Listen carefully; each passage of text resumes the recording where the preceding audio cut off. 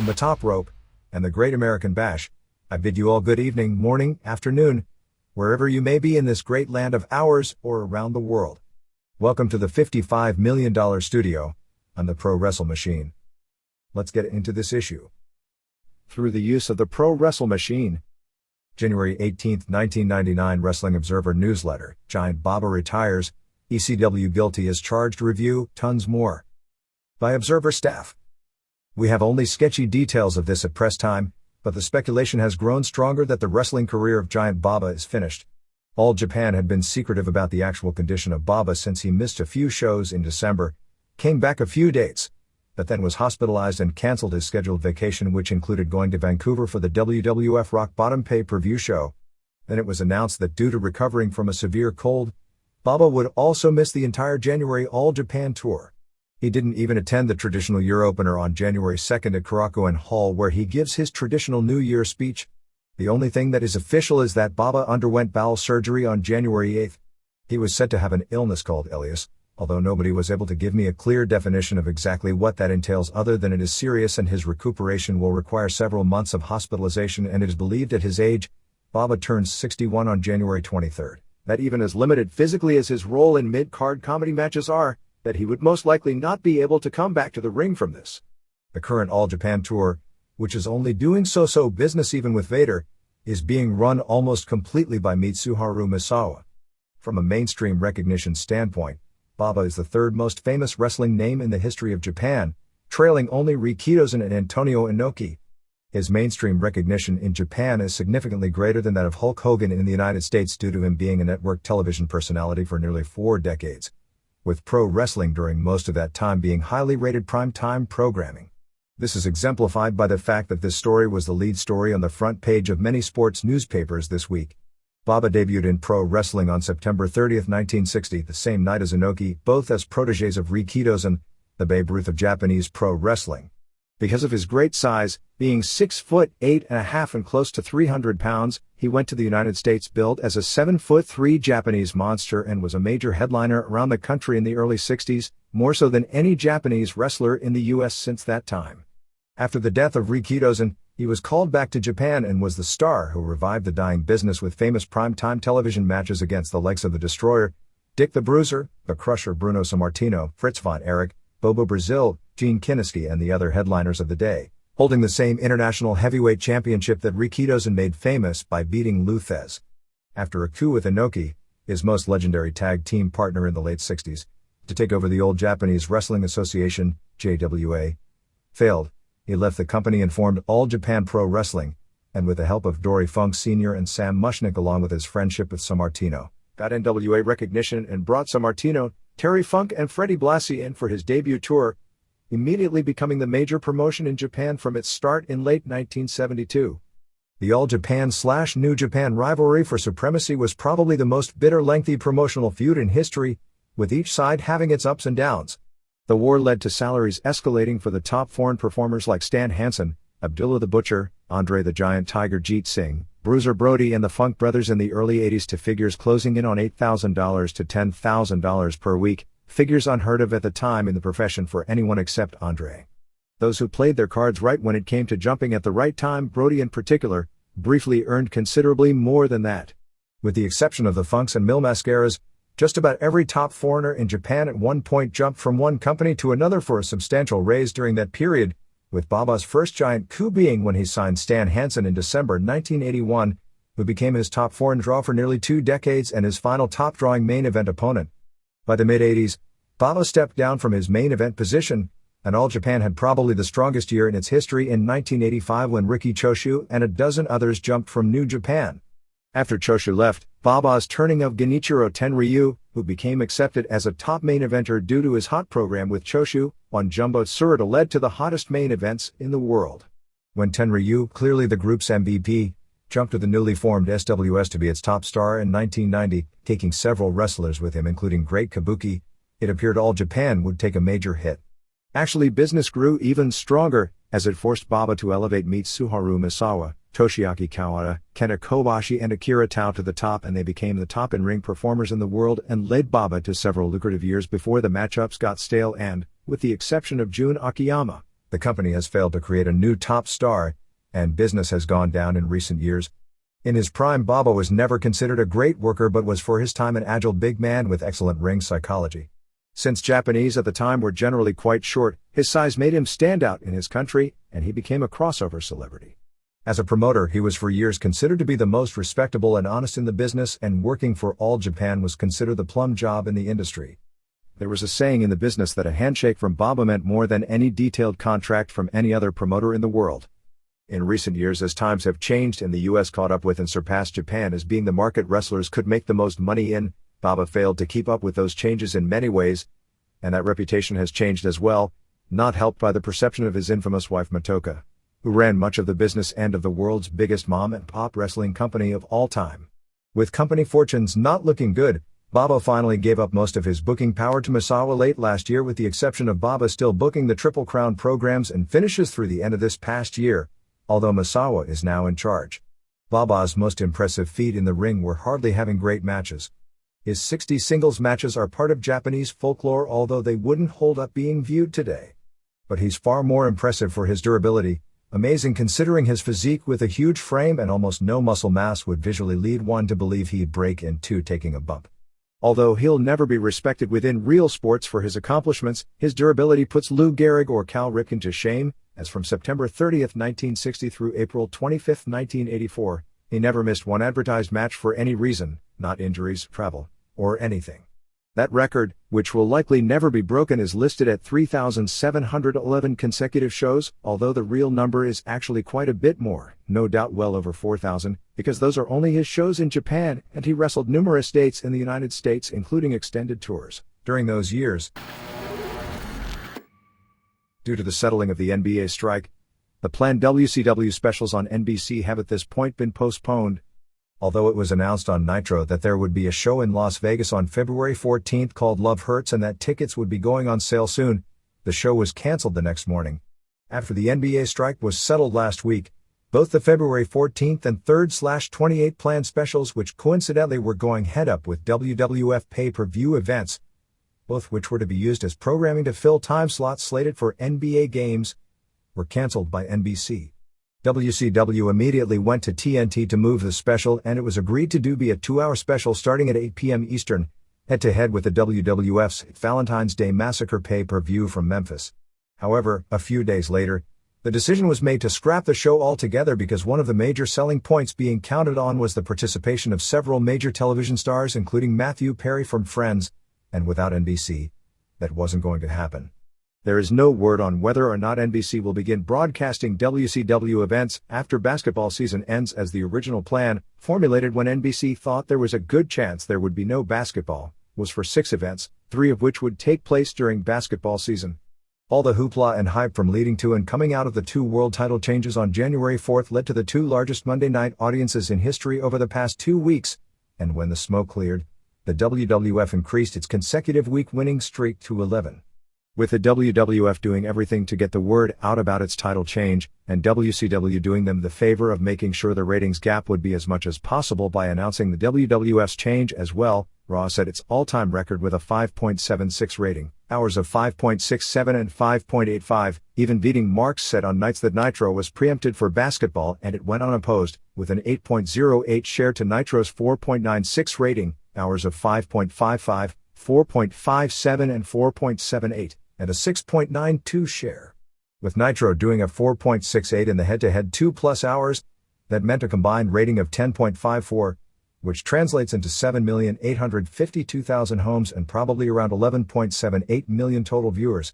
While WWF solidly won the title match head-to-head battle, as most of the Mankind vs. Rock match did a 5.9 rating to the Hogan-Nash match doing only a 4.6, WCW did gain a slight bit of moral satisfaction because its overrun, when Bill Goldberg showed up, picked the rating up to a 6.5, while WWF, with the Steve Austin run-in, the title match finish and the post-match celebration fell to a 5.1. WWF won all 8 quarters, with WCW only coming close for the quarter where Nash and Flair were out there setting up the Nash-Hogan match, and then Hogan returned with his first interview, doing a 5.1, while WWF did a 5.2 for Godfather vs. Test. The biggest advantage point, a 6.2 for the Road Dogg vs. Al Snow hardcore title match going against Diamond Dallas Page vs. Bryan Adams, which did a 4.1, came immediately after Eric Bischoff ordered Tony Schiavone to give away the title change and emphasize it. While WWF was going to win the ratings handily either way, based on viewer patterns, it appears that announcement led to approximately 375,000 homes switching to Raw, which is exactly the opposite of what it was designed to do, and exactly what anyone with half a brain could have predicted it would do. And there are WWF fans mad at WCW for playing dirty? First of all, both sides always play dirty. They both have largely baseless lawsuits against one another. There are some valid points in both cases, but both sides have played equally dirty, and for every sleazy business tactic on one side, you can counter with an equally sleazy tactic on the other. As far as who started it, it probably was WWF in 1983, and historically, they created Ted Turner's wrestling company by using dirty tactics to put Jim Crockett out of business, so they reap what they sow, or whatever that means, and besides, everyone is making far more money than ever before because of this war. Who started it is immaterial to anything today. Besides, this wasn't playing dirty, this was playing stupid, and WCW should have exposed itself far more to ridicule than ire for giving away the Raw finish. And the ire addressed at Schiavone should be ridicule addressed at Bischoff for calling the shot. The shows peaked in the overrun with a combined 11.6 rating. The quarter-hour combined record audience of 8,099,000 homes was set from 10 to 10:15 when Raw had Triple H vs. Mankind with Shane as ref and the Terry Runnels angle, 5.70 going against WCW with Conan vs. Steiner TV title bout, 5.07, or a combined 10.77 rating. The records are actually mind-blowing when you figure these shows both went against the Fiesta Bowl game that determined the College Football National Championship, which did a 17.18 rating and 26.4 share, numbers considerably higher than Monday Night Football was drawing in that time slot. With football history, ratings should reach an even higher plateau. January 11th wasn't record-breaking, but it was the second largest audience in history to watch Monday Night Wrestling with the same basic result. Raw did a 5.50 rating, 5.46 first hour, 5.54 seconds hour, and 7.98 share. Nitro did a 4.99 rating, 5.87 first hour, 4.90 seconds hour, 4.29 third hour, and 7.16 share. However, the combined 2 hours and 5 minutes head-to-head saw Raw's 5.50 beat Nitro's 4.54 by nearly a full point. Raw won 7 of 8 quarters, including the overrun, including one major surprise period. In the overrun, Raw's finals of the Corporate Royal Rumble did a 6.13 rating, while over the same 5-minute period, Nitro's Giant vs. Kevin Nash match did a 3.92. The total overrun did a 4.7, but that was with the final 3 minutes going unopposed. The final quarter, with the finish of Flair vs. Hennig, did a 4.53, and the bulk of that match did a miserable 3.84. While Raw's final quarter with the McMahon video and first half of the Corporate Rumble did a 5.06. Nitro's lone quarter win, which appears more to be a Raw quarter loss, was Steiner vs. Page doing a 5.5, Nitro's high point, while Raw with the angle where Shamrock destroyed Venus and Gunn and the X-Pac vs. Snow match did a 5.0. Raw's high point was a 5.93 rating for the Mankind vs. Kane title match, which destroyed Nitro's 4.23 for a segment that went way too long with Bischoff setting up the ring with Klondike Bill. The Return of the Undertaker segment, which was horrible, did a 5.83. Ratings aren't influenced if a segment isn't expected to be terrible but is, as this was, but if it's expected to be terrible, whether it is or isn't, that will result in people switching, destroying Flair vs. Hennig by 2 full points. If you're wondering why Flair, WCW's top ratings draw the past 2 years, got devastated that badly, it's because he had already done an interview and a second skit during the show, and nobody had seen Undertaker on TV for 4 weeks. Nobody, not Austin, not McMahon, not Hogan nor Goldberg, can maintain ratings power at the end if they are the main force of the show if they are overexposed during the bulk. We'll get more into that subject next week if space permits. By the end of the year, it's doubtful much about the ECW Guilty as Charged pay-per-view show will be etched in anyone's memory. There were no matches of the year. No incredible angles. There was little on the show that was great.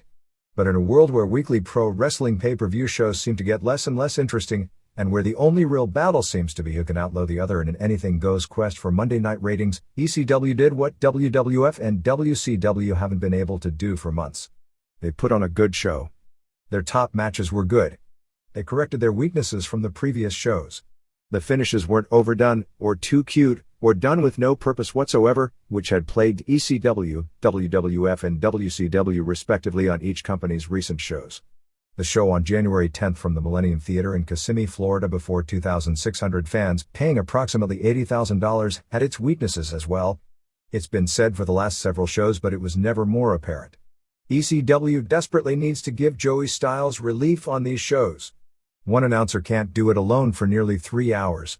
And Styles wasn't good for the most part on the show, going in the other direction of other announcers who don't care about getting moves over. Styles was so intent on calling moves and giving background, although the background was presented without context.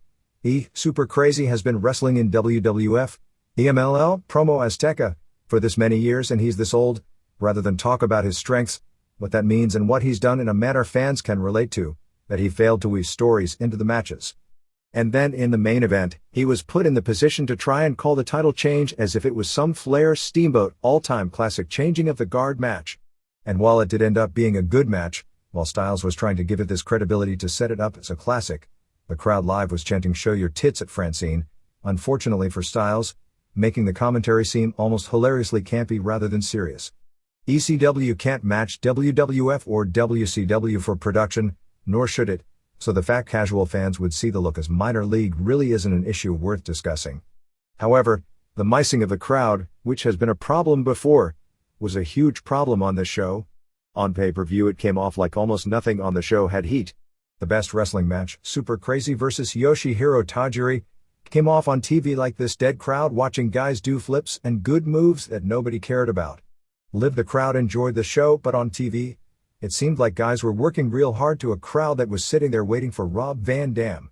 And when Sid came out as a surprise, they popped like, after seeing all these minor leaguers, we actually get to see a major league star. The irony of fans categorizing Sid as a major leaguer, although I guess the baseball reference is apropos, has its own humor. But at least he was used properly to where his weaknesses weren't allowed to be evident. The show opened with Paul Heyman announcing that Jerry Lynn wouldn't be able to wrestle due to his fractured pelvis not being healed and that Masato Tanaka wouldn't be there. He didn't say why.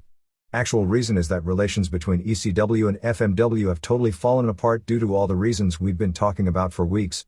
Hey, at least we were told up front, not like WCW or WWF that try and play sleight of hand when injuries or guys being in bad moods and not wanting to work forces changes in announced lineups. 1. Axel Rotten, Brian Knighton, and Balls Mahoney. John Reschner won a three-way dance over the FBI, Tracy Smothers and James Maritato, and Amish Roadkill, Mike Deeply, and Danny During, Dan Morrison, in 6:54. This started out as a tag with FBI versus Roadkill and During. They went about 2 minutes and it was really bad. Rotten and Mahoney came out with chairs and grabbed the house mic. The match stopped dead in its tracks as Rotten called it a homosexual dance party. Since he then asked for a three-way dance, I guess it asked questions about why he wanted to get involved. Three-way dance is this amazing Pavlov's dog pop at an ECW show and everyone popped, then realizing what that meant, pretty well died. Smothers looked far worse than I've ever seen him. Mahoney did a plancha onto everyone, which is both amazing and kind of sick for a guy of that size. Roadkill came off the top with a splash 2/3 of the way across the ring. During did a leg drop off the top on Smothers. After Tommy Rich hit During with the flagpole, the FBI did a double-team fisherman suplex on him for the pin in 4:30. Rotten, due to his injuries, can't bump, so he compensated by doing Dusty Rhodes comedy spots. Finally, Rotten gave Guido his severe skull trauma and Mahoney gave Smothers his Nutcracker Suite for a double pin at 6:54. After the match, Rotten and Mahoney gave chair shots to Sal E. Graziano and Big Guido, Northeast Indie worker Primo Carnera 3. 1/2 of 1 star. 2. Yoshihiro Tajiri pinned Super Crazy, Francisco Pantoja, in 11:37. The work in this match was real good, but the crowd didn't seem into it much early, and burned out on it completely as they were going to the finish. Tajiri in particular is a great worker and Crazy is a great daredevil with potential to be a great worker. Tajiri did one of those really pretty Asai moonsaults with the hang time. He then did his tarantula move. I don't know why he does it early in the match, as he should use it as a setup for his finish. Crazy opened doing a running flip dive and actually landed just short, on the back of his neck on the floor, and somehow he bounced right back up. He did a moonsault off the guardrail, landing flat on the floor.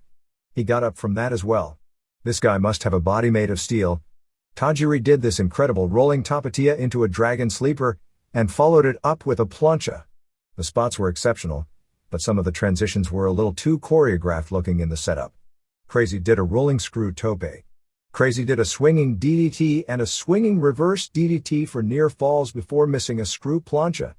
Tajiri did a powerbomb off the ropes for a near fall and a Frankensteiner off the top, but Crazy rolled through for a near fall. Tajiri did a rolling leg cradle for a near fall and finally ended with a swinging Goria special on his back into a dragon suplex for the pin. 3.5 stars. 3.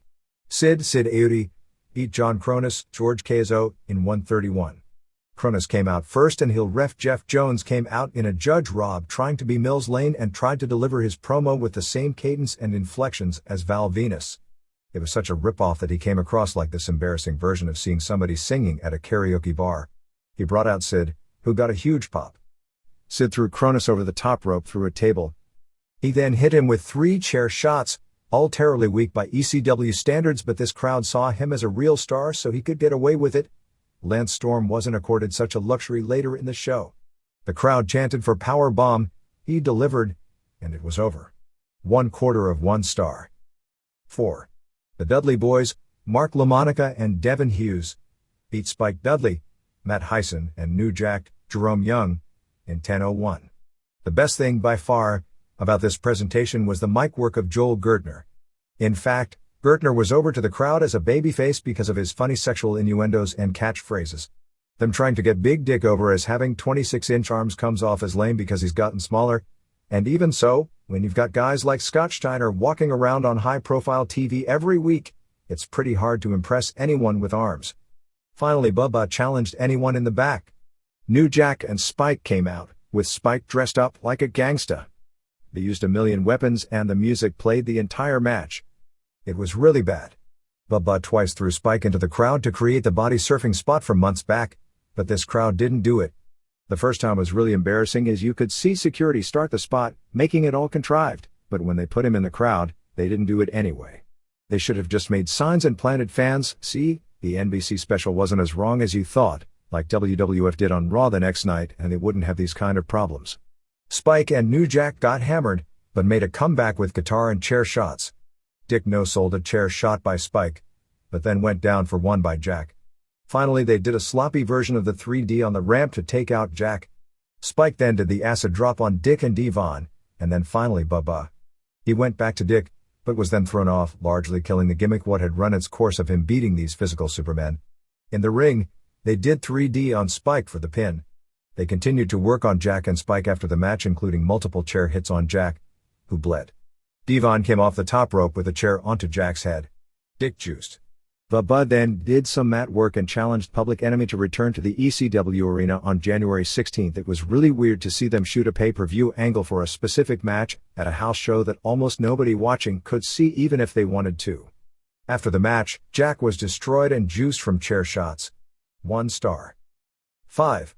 Rob Van Dam Sotkowski retained the ECW TV title beating Lance Storm, Lance Evers, in 1850.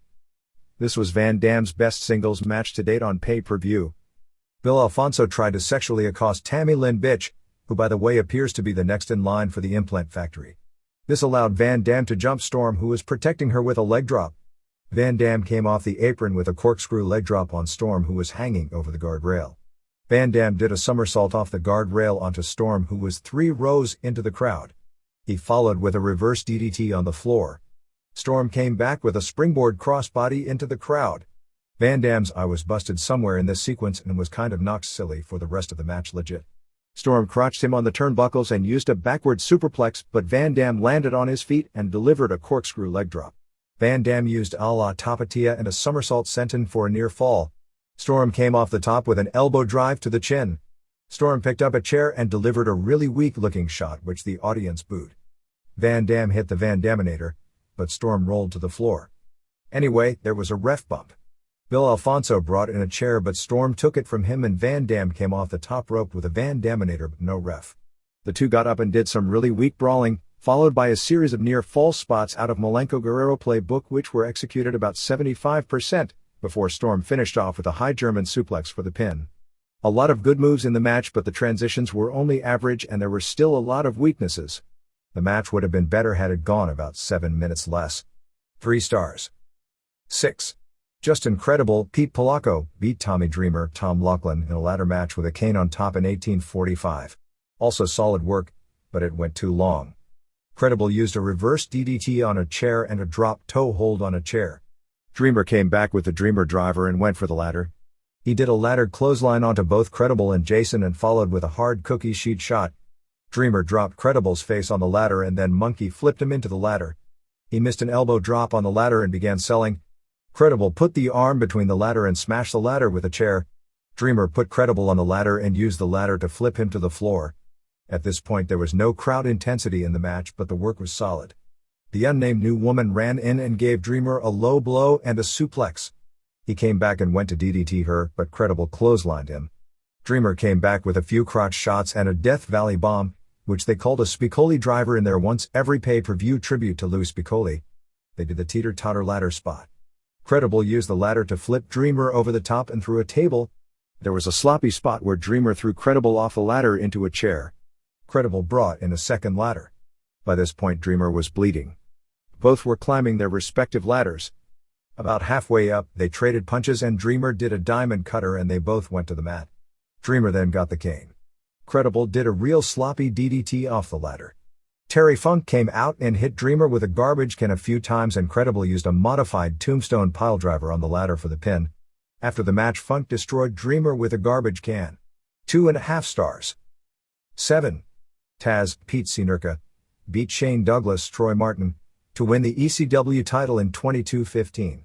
Douglas facially looks way too eerie like Brian Pillman did in the Heart movie. You can see the deal about the 35-year-old man who thought he'd been held back for years but was going to get the brass ring, and actually was almost there when his body started falling apart on him and he was having a really difficult time dealing with it. Styles did a great setup to build the intensity in the match, but it was killed when the crowd didn't care about the two participants early and just wanted to see Francine flash them. The early part of the match was a lengthy brawl in the crowd. It wasn't good. Douglas was throwing punch after punch with his broken wrist, and not selling it at all, which totally killed credibility of the match. They wound up in the balcony and continued to brawl. Douglas juiced. Taz suplexed him over a rail onto a platform. They continued this for 14 minutes before getting into the ring. Douglas whipped Taz through a table and did a reverse neck snapper. Douglas brought out another table. Taz suplexed him through the table. The lights went out and they did a big pyro and music entrance for Sabu. This was the make or break of the match and fortunately, Sabu was on. Sabu basically destroyed both guys. The hottest move was jumping off a chair, balancing on the ropes, reversing his position and hitting a top rope Asai moonsault on both. He did another springboard chair to rope spot putting Douglas through a table with a hip drop. He did a twisting splash off the top rope putting Taz through another table in the ring. After destroying both guys, Sabu got out of there. Douglas went for the pin but Taz kicked out. Douglas then picked up the 3 fingers. Tammy Lynn Sitch and Chris Condito showed up. It was weird because instead of making it a shock when Condito turned on Douglas, they immediately had Sitch and Francine go at it, with Francine getting her dress basically lifted over her head and she was there in her G-string being carried out. Douglas acted as if Condito was his friend, but then Condito turned on him, punched him and left. Taz hit a T-bone suplex and used the kata jime. Douglas broke it momentarily with a low blow, and then had it put on him again and this time he passed out rather than tapped out for the title switch. 3 stars. The latest incarnation of the UFC on January 8th from the Pontchartrain Center in Kenner, Louisiana, on the outskirts of New Orleans, was not without its great fights, its controversies and ended once again with a lot of questions. UFC in continuing what has turned into a lengthy battle for its survival, coming off an encouraging 0.55 although a very small universe due to most of the cable industry not carrying the event. By rate on its previous show from Brazil, opened its new year with a slogan 9 in 99, in reference to presenting more events than ever before, made some cosmetic changes once again, and attempted to once again build the show around a new star, Boss Rutan, billed everywhere as the world's greatest martial artist who would be making his Octagon debut on the show. Behind the scenes the biggest battles are not the sometimes ferocious and sometimes not battles inside the Octagon, but the fight for acceptance by the cable industry that will ultimately seal the fate one way or another. The only real substantial progress made in recent months is that Viewers' Choice Canada carried the show, But with an ad budget stripped down and a show cut to the bone in an attempt to survive financially, it seemed only its most ardent fans even knew there was a show. The satellite companies that were still offering the show appeared to cut way back on advertising as compared to UFC Brazil, as the visibility of TV ads for not only UFC but also the WCW, WWF, and ECW pay-per-view shows this month are almost non-existent due to pay-per-view companies devoting all of their energy to hyping the expected to be bigger money Mike Tyson event on January 16th. WWF will fare okay because it'll have a week of being the prime objective on pay-per-view after the Tyson fight is over. And ECW and WCW have their own television shows which are far more important in getting buys than hype generated by the satellite companies. Jeff Blatnick, the television announcer and gold medal winning wrestler, was appointed commissioner of a mixed martial arts council to create rules largely for the protection of the fighters and to get back on cable. It's a political battle where logic doesn't matter, and where the sins of advertising it as the most brutal combat possible in 1993 are still haunting the company in 1999 when it has become a very different animal. Inside the octagon, it is a world that constantly evolves. As Frank Shamrock has said on numerous occasions, when it comes to the constant evolution of the art of fighting, nothing works forever. It's a world that went from domination of Brazilian jiu-jitsu experts and world-class wrestlers, to a sport where nobody with a single sport background will be able to win consistently, and it's questionable if, due to the number of allowable tactics and the rapid turnaround, that any one fighter will ever truly dominate. In the early shows, striking was entertaining and on occasion memorable, but in the end, the ground fighters seemed to almost always win. Even early on, some experts from Vale Tudo with experience in the evolution of the similar sport in Brazil said the future would be more emphasis on Muay Thai fighting. Today it is clear that you have to be able to fight both on the ground and on the feet to win consistently. On this show, in every match, as it turned out, striking, not grappling, in every case at the end turned out to be the key in the final result, although that is partially due to rule changes allowing more stand-ups, and was not without other controversy either. Partially it is also due to the current crop of fighters that are on top being good enough with standing balance and quickness to avoid takedowns, and thus it becomes a stand-up game as evidenced by Mikey Burnett going 15 minutes with an Olympic silver medalist wrestler and never being taken down clean for more than a split second. Someone like a Hoist Gracie would in reality have no chance against the top fighters of today. In an effort to put on a better and more entertaining show for the fans and avoid the lengthy slow spots that ground stalemates in real fights bring on, the stand-ups were used. It got ridiculous from a fan perception at one point when Rutan was on the ground and Tsuyoshi Kosaka was striking him with combination after combination on the ground, and some people from the outside, Rutan fans, were screaming for a stand-up at a time when action had hardly slowed, but may have affected the call for a stand-up at a time when action on the ground hadn't stopped at all. And that has made it more entertaining visually, but at a time when its popularity is becoming more and more limited due to visibility to its hardcore base. And at a time when the sport stresses safety, which has unfortunately hurt its appeal to the audience that set it on fire on pay-per-view back in 1995, it is actually more dangerous than when it was talked of in the media as human cockfights, and the reality at the time was it was far less dangerous than most fighting sports.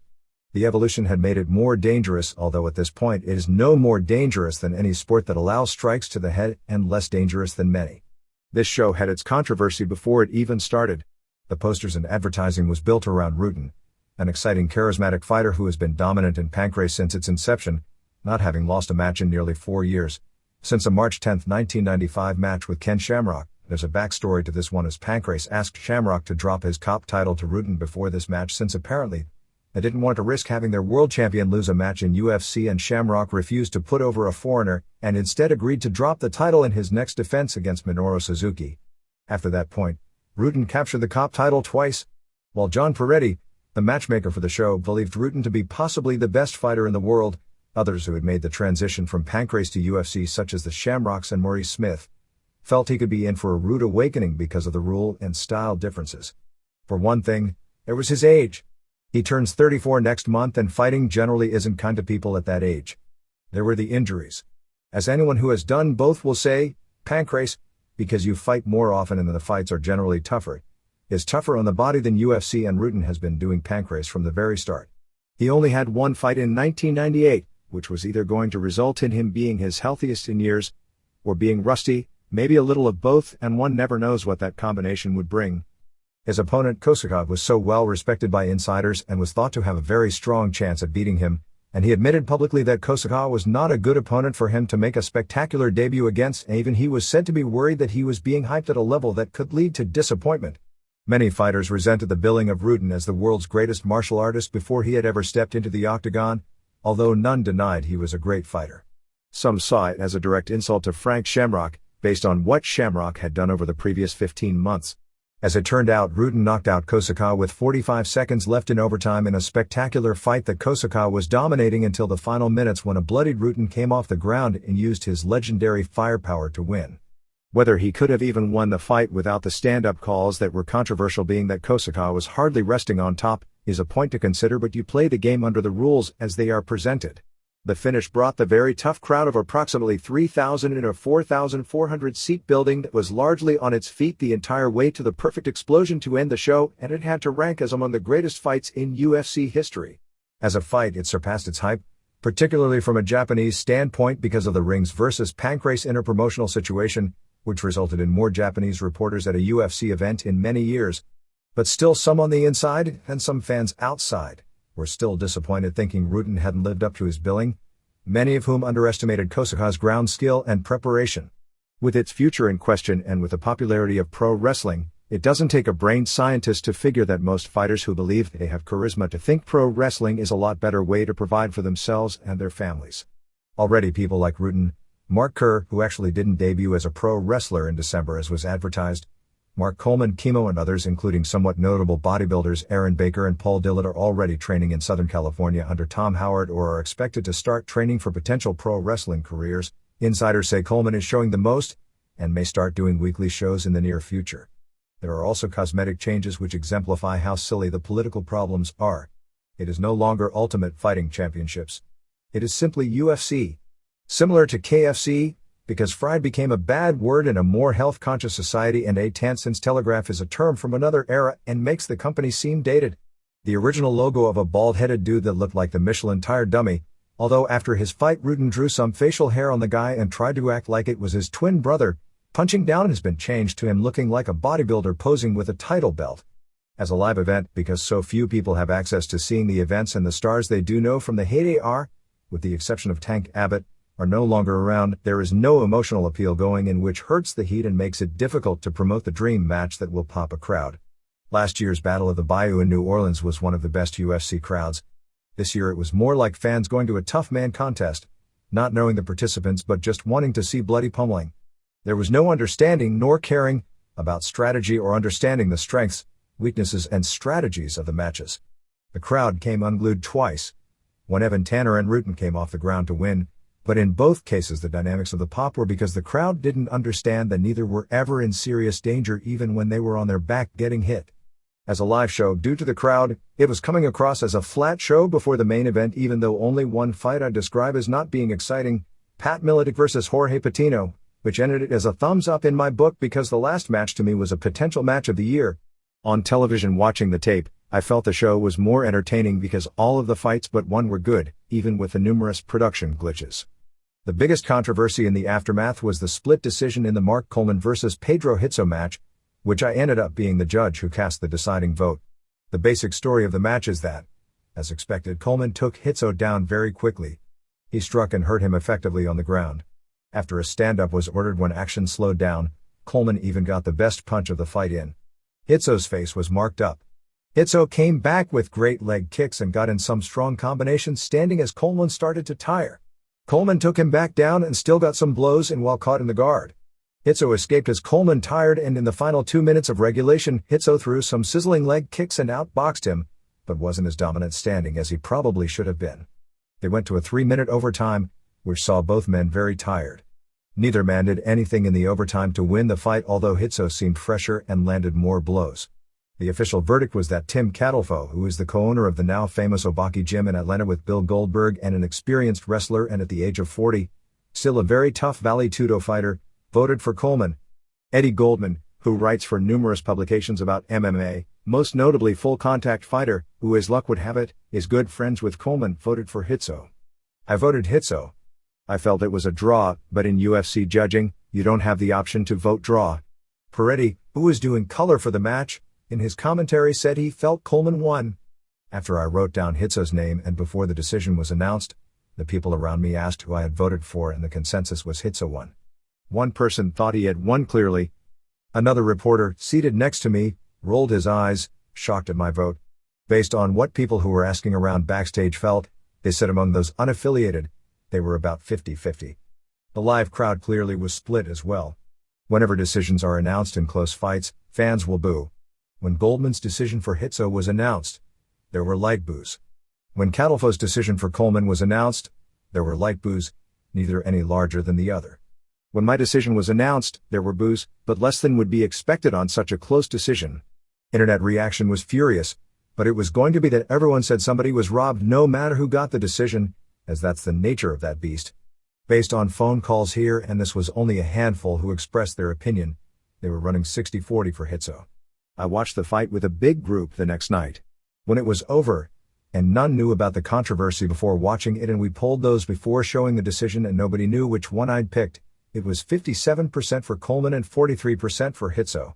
From watching it on television, and I did so trying to ignore everything I'd seen up close the day before and tried being as open-minded as possible, I'd have voted for Coleman.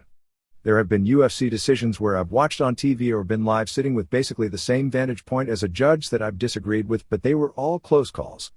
It's not like boxing where there seems to be at least one robbery at every other major pay-per-view event. It is a different fight live than on television. Each has its advantages, but having seen it from both angles, my belief is the live angle at ringside is better than the television angle because live you get a better perception of the power and damage of the blows and the conditioning of the fighters. Television you have a better visual of the fight no matter where it is taking place. Having watched the fight live and then on television twice, there are several observations I'd like to make. Most of Coleman's advantage was in front of Catalfo. Based on television, it appeared Coleman was striking more effectively than it appeared from my vantage point at ringside. Most of Hitso's advantage was directly in front of me. More than anything else, that probably explains the difference in opinion on who won. Television did not do justice to the power of Hitso's leg kicks on Coleman and the huge bruises on his thigh, which looked far worse than the marks on Hitso's face, not that they were a pretty sight either. Coleman had more advantage time, although in reality that was slight because even though Coleman did better on his feet against an experienced kickboxer than would be expected, any time on their feet eventually was going to be advantage time for Hitso. Hitso did more damage, although one can argue that head damage is more important than thigh damage, and Hitso received more head damage. Hitso was stronger at the end, and the end counts for more than the beginning, but even with Coleman tired, didn't take advantage of it in a manner that was dominant enough to clearly win. If Coleman were to have taken down Hitso once in overtime, he'd have won the fight. If Hitso were to have seriously rocked Coleman in overtime, he'd have won the fight. Neither happened, which is why it could have gone either way. The other item under a lot of talk after the show was the future of the lightweight, under 170-pound division. A lot of people ahead of time didn't understand the Miletic vs. Patino fight for the title. In hindsight, it appears Peretti was under pressure from Bob Merowitz regarding the lightweights and felt the fights needed to be exciting. From his tapes, while Patino's 11-3 record with no wins against fighters who have had success internationally didn't look good, his matches were exciting. Unfortunately, he mainly backpedaled. It was impressed on Miletic, who is not an exciting fighter to watch but exceedingly difficult to beat, before the show that it was important to have an exciting match. Several times when Miletic had Patino down, he'd actually let him up, as an attempt to have a more exciting match, but Patino continually circled away, and 21 minutes matches like that are boring and really flattened out the show before the main event. The crowd live didn't appreciate the other lightweight match with Mikey Burnett vs. Townsend Saunders, even though it was actually a very good match. Merowitz after the show was said to be down on the division, and there was some question as how extensively it would be used on future shows. The next show is scheduled for 3/5, either from Lake Charles, Louisiana or Bay St. Louis, Mississippi. Based on what happened at the show, one would think Rutten vs. Hitso to create a heavyweight champion and Vitor Belfort vs. Tito Ortiz and Miletic vs. Burnett for the lightweight title would make logical sense. Rutten-Hitso is questionable since they are friends. There has even been talk of possibly pitting Rutten vs. Belfort, which would be the biggest marquee match possible for this show with the exception of bringing back Ken Shamrock, who, due to his WWF fame and the popularity of pro wrestling as a whole, would mean more now than ever before, but one questions whether Semaphore Entertainment Group would make it financially worthwhile or WWF would approve of the risks involved with such a high-profile star. There is one political advantage regarding using Shamrock if it's possible, and that is, if it can be hyped and can't be shown, that would be something that would generate interest to the point that the cable ban of UFC would become a major issue in the cable world and call for re-examination, something it really isn't at this point. Miletic vs. Burnett is questionable because of the future of the division, and the fact their previous fight wasn't exciting. Laverne Clark, 5-2, beat Frank Karachi 3-1 in a lightweight dark match in 6:59. Clark, a pro boxer who also took second in Iowa as a high school wrestler, and that's a tough state for wrestling, took Karachi down and was throwing bombs. Karachi was cut on the side of his left eye. Karachi actually nearly got an ankle lock, but Clark escaped and threw more bombs before Karachi got his guard on.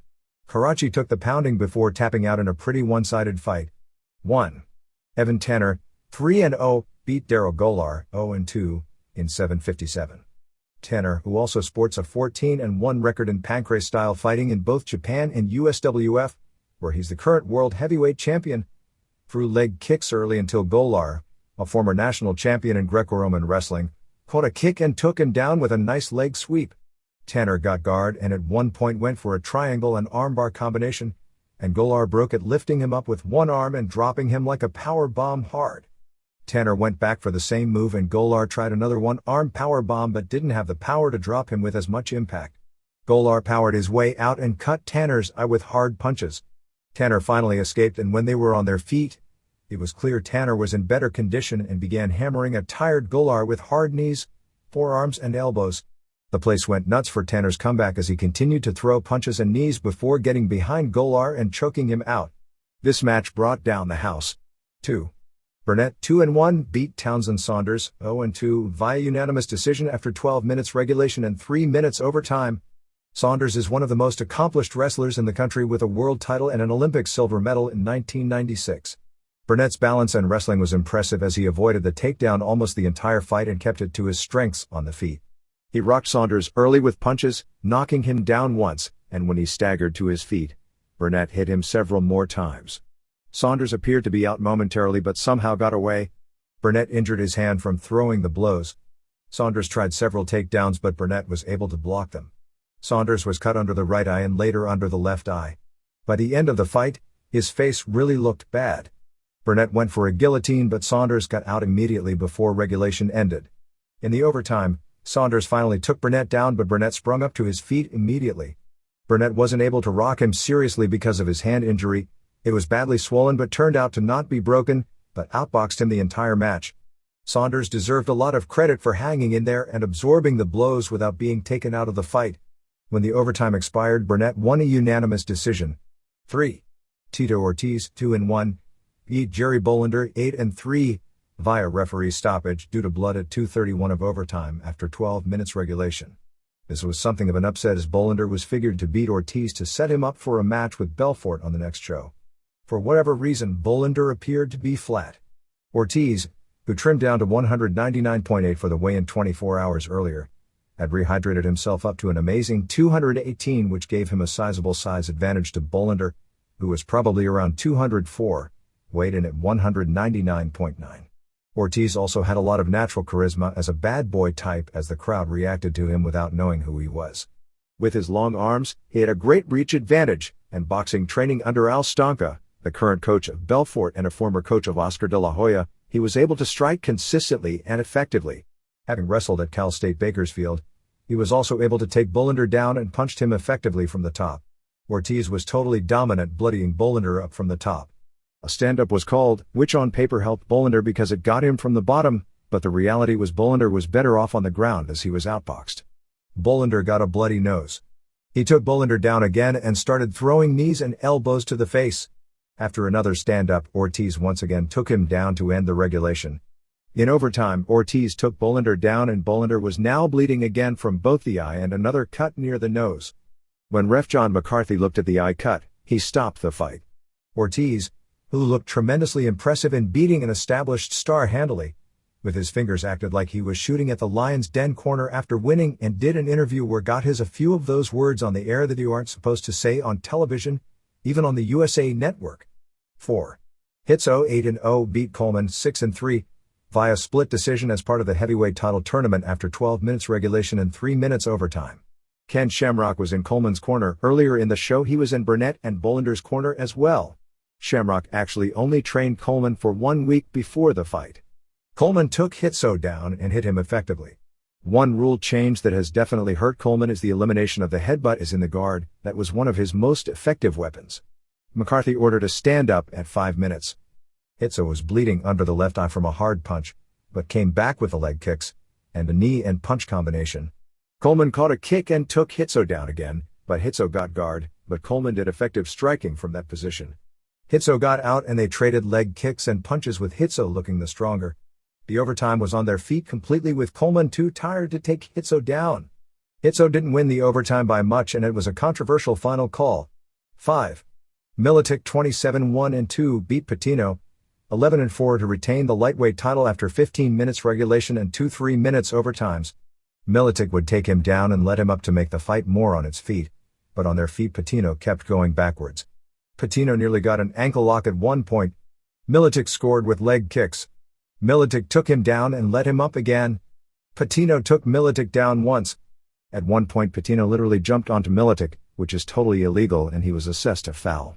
In the first overtime, Militic scored with kicks and a takedown before letting him up. In the second overtime, Militic scored another takedown and threw some punches. Fans weren't into this match. Militic got the unanimous decision. 6. Rutan, 1-0, beat Kosaka, 2-1, in a heavyweight title tournament match via knockout at 2:15 of overtime after a 12 minutes regulation. Even though virtually nobody in the crowd had ever seen him fight before, Rutan's charisma was apparent and there was buzz about him more than anyone else on the show. The crowd immediately got into the match when he threw a high kick, but Kosaka quickly took him down. The ground fighting was at a much higher level than is usual, with Rutan throwing some fast and hard strikes from the bottom and Kosaka effectively working combinations from the top. Rutan escaped, but was taken down again. Kosaka punished him even more this time with combination of body and head shots which opened Rutan up from a side mount. Rutan came back throwing knees from the bottom before getting guard. Kosaka was punishing him from the top when McCarthy ordered a stand-up even though the ground fighting was pretty high level. Rutan hit Kosaka standing a few times, but Kosaka was able to get a third takedown and was punishing him again, and cutting his eye. After another stand-up by McCarthy came the turning point of the match, Rutan throwing a devastating kick to Kosaka's knee, and the usually stone-faced Kosaka winced.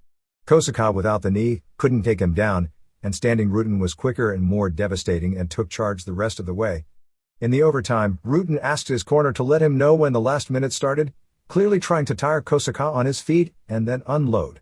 When he got the word he unloaded and knocked Kosaka out. A great finish to an excellent match. This was bound to happen, and will possibly turn into a bigger story as the year goes on in other parts of the continent.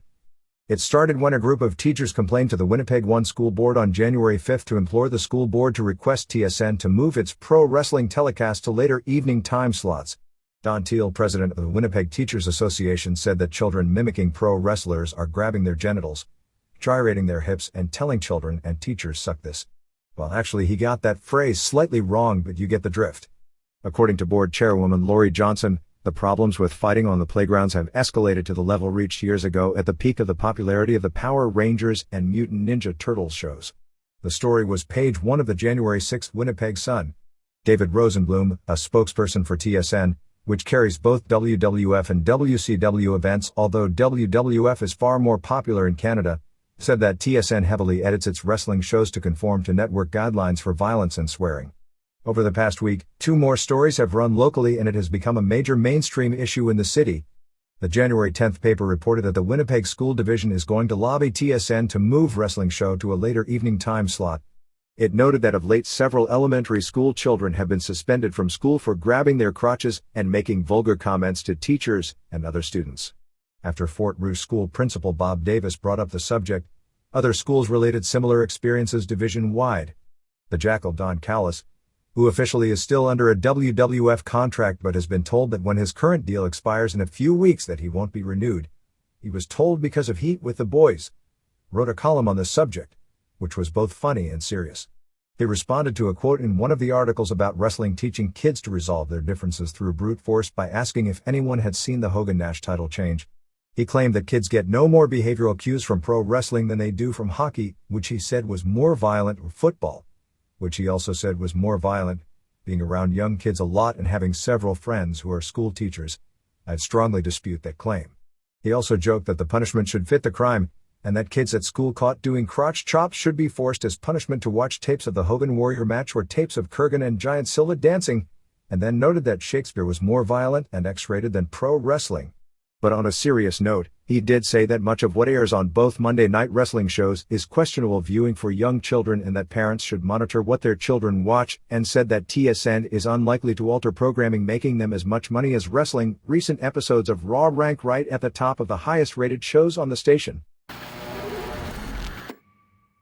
Japanese television rundown. December 13th, All Japan. 1. Vader and Stan Hansen beat Bart Gunn and Johnny Ace in 12:29 when Vader pinned Bart after a splash off the middle rope.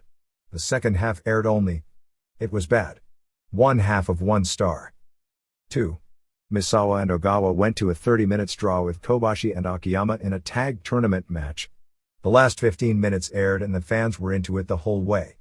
All kinds of near falls. Misawa did the elbow suicida on Kobashi. 3 3/4 stars.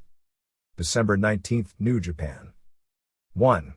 Jushin Liger pinned Tatsuhito Takaiwa in 1822 to retain the IWGP Junior title. Super match. Takaiwa did 4 power bombs into the Death Valley Bomb. Takaiwa used a combination clip and elbow drop to the knee to set up a long figure 4 spot. Liger used a brainbuster off the top on Takaiwa, who got up. Actually, most of this match had Liger give Takaiwa these killer move and he'd pop up like a movie monster that wouldn't die. Takaiwa did a power bomb into the turnbuckles and a Death Valley bomb off the middle rope for a great near fall because the whole place was thinking title change. He came off the top for a headbutt, but Liger raised his elbow and hit him in the head and came back with another brainbuster off the top rope. Takaiwa kicked out and won to a huge pop. Takaiwa came back with lariat after lariat for near falls. Liger blocked a lariat and came back with a Shota palm for the pin. 4 1/4 stars. 2. Keiji Muto and Satoshi Kojima beat Kensuke Sasaki and Kazuo Yamazaki in a tag tourney match in 1742 when Muto used the figure 4 submission on Yamazaki. Hot match. 3 3/4 stars. 3.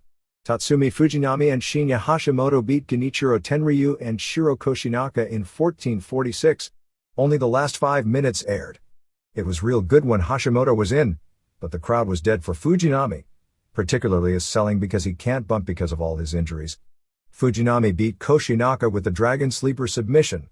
3 stars. 4. Scott Norton retained the IWGP Heavyweight belt pinning Manabu Nakanishi in 7:53 with 3 lariats and a power bomb.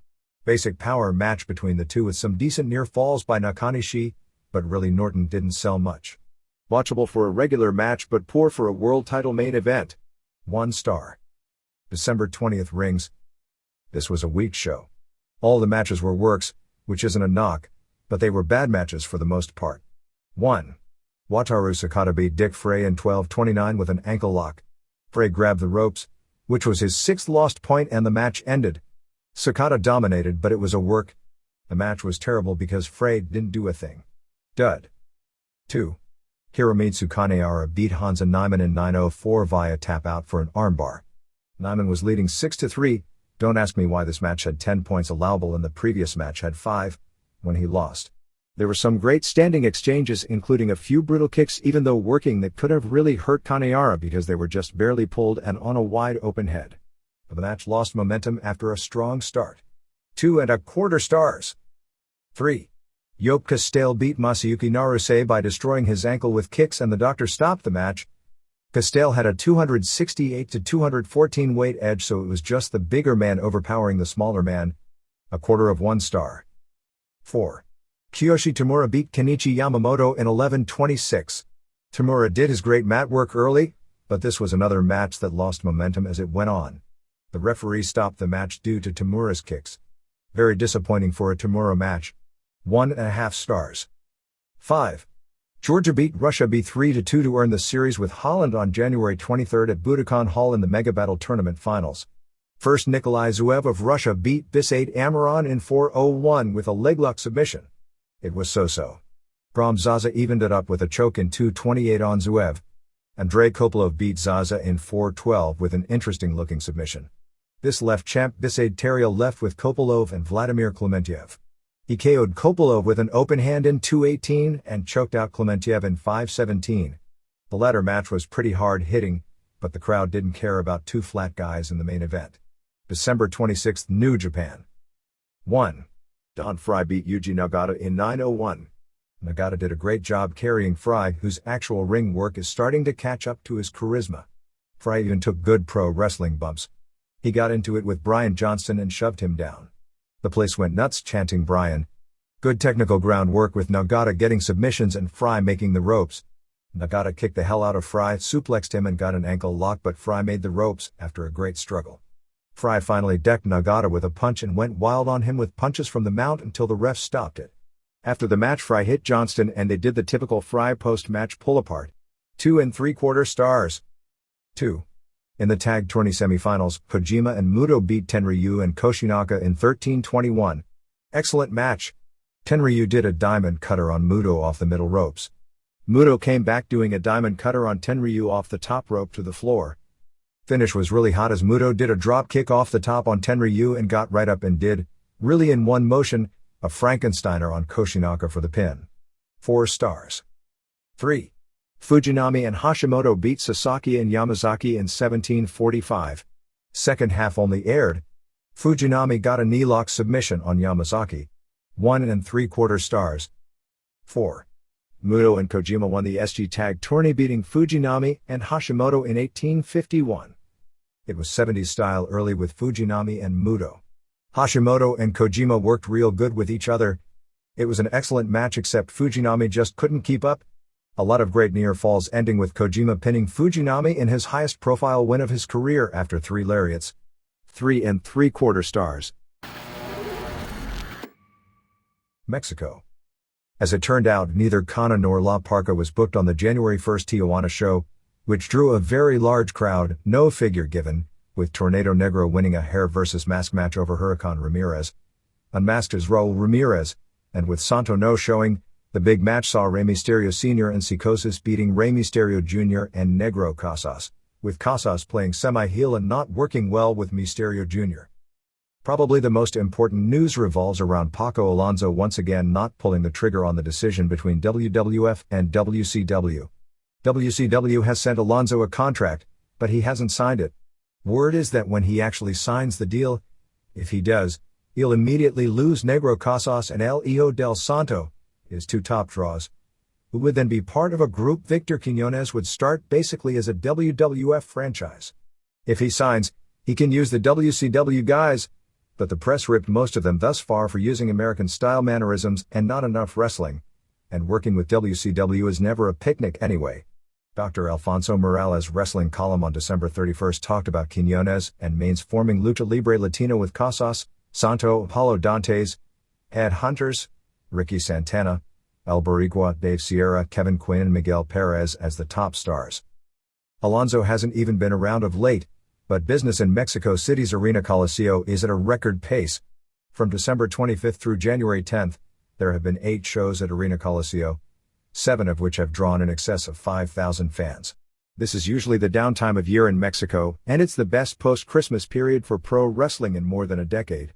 There is no apparent reason as to why, particularly since Arena Mexico toward the end of last year wasn't drawing well with much better lineups. The January 15th show at Arena Coliseo will be a rematch from January 8th with Black Warrior and Blue Panther and Dr. Wagner Jr. versus Atlantis and Felino and Shocker as the heels went over the first time. Promociones de Mora is running Tijuana again on January 15th with Rey Mysterio Sr. versus Psicosis, Damien and Halloween and Rey Mysterio Jr., working the first time ever in Tijuana as a heel, versus Angel Azteca and Super Muñeco and Mr. Niebla and Shocker at Olympico and Super Astro versus Arandu and Venom Black and Thunderbird. They are also running January 28th in Tijuana using much of the WCW Latino crew since WCW runs San Diego the next night and WCW is doing the Latino TV in Waco on January 26th.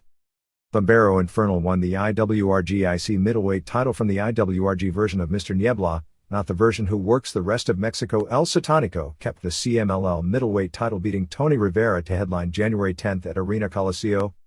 Black Warrior defends his NWA light heavyweight title against Niebla on January 13th in Acapulco.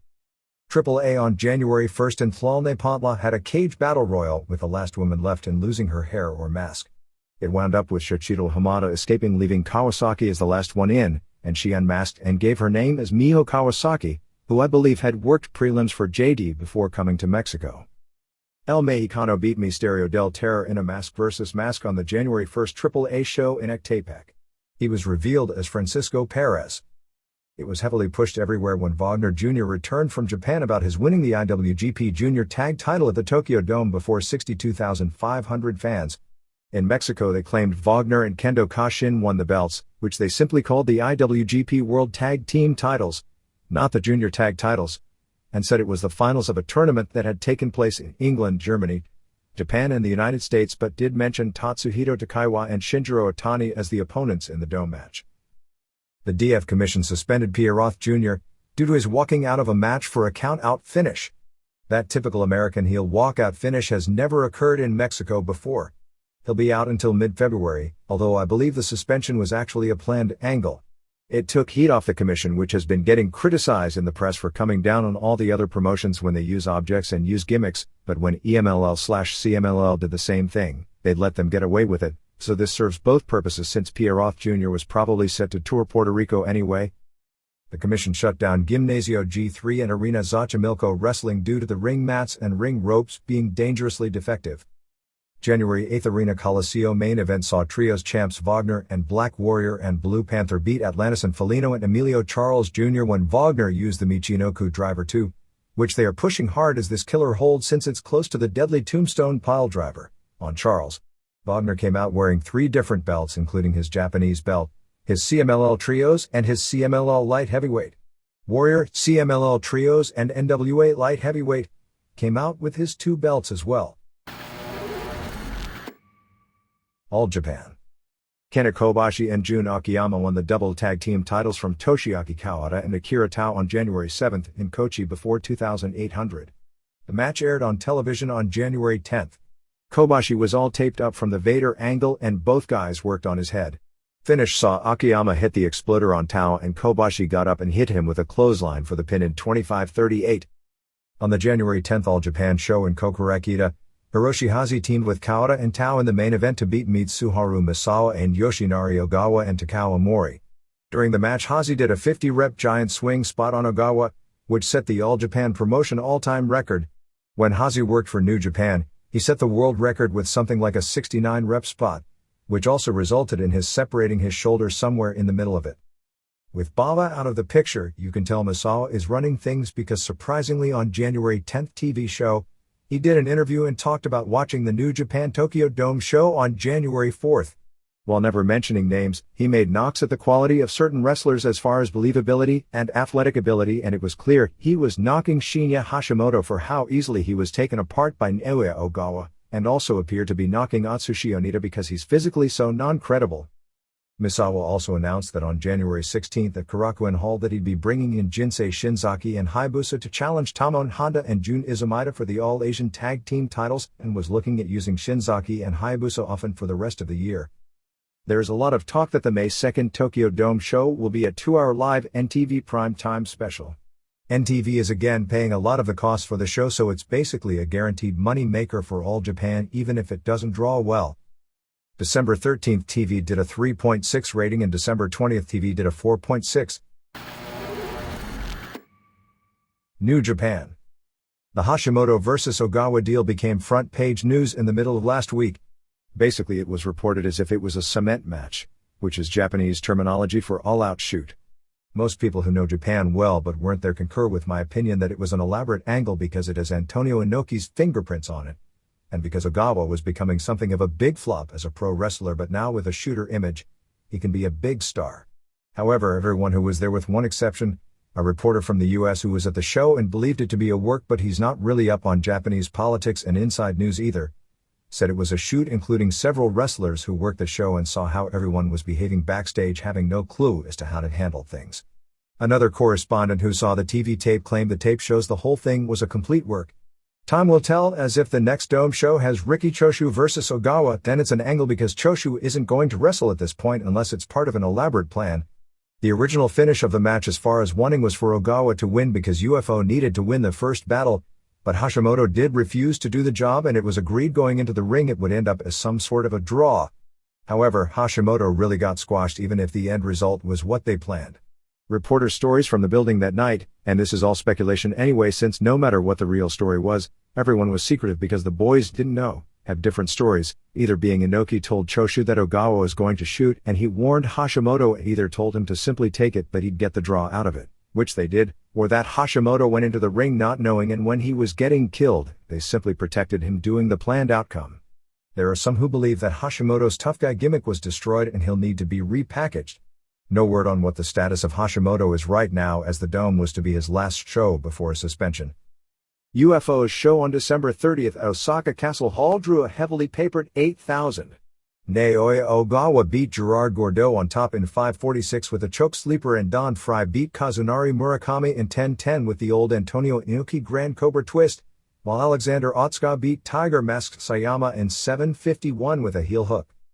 The Los Angeles Times ran an article on January 10 reporting that Antonio Inoki purchased a 4,400 square foot 6-bedroom home in Santa Monica for $1.85 million. The fact that Inoki was in the first base dugout for the Hashimoto-Ogawa match wearing a leather mask to hide his identity has since come out in the press. There are various stories circulating regarding Hashimoto-Ogawa. The basic one going around, and remember, be skeptical of all of this, is Inoki had been training Ogawa for some time to do this to Hashimoto because of being mad at New Japan for basically being forced out of power. Others say Inoki came to the building and told Choshu ahead of time what was going to happen and that they were going to shoot, and Choshu told Hashimoto, who either knew and couldn't do anything about it once they got in the ring, or was told simply to take it to make Ogawa, in which case it's not really a shoot but it wasn't a work either.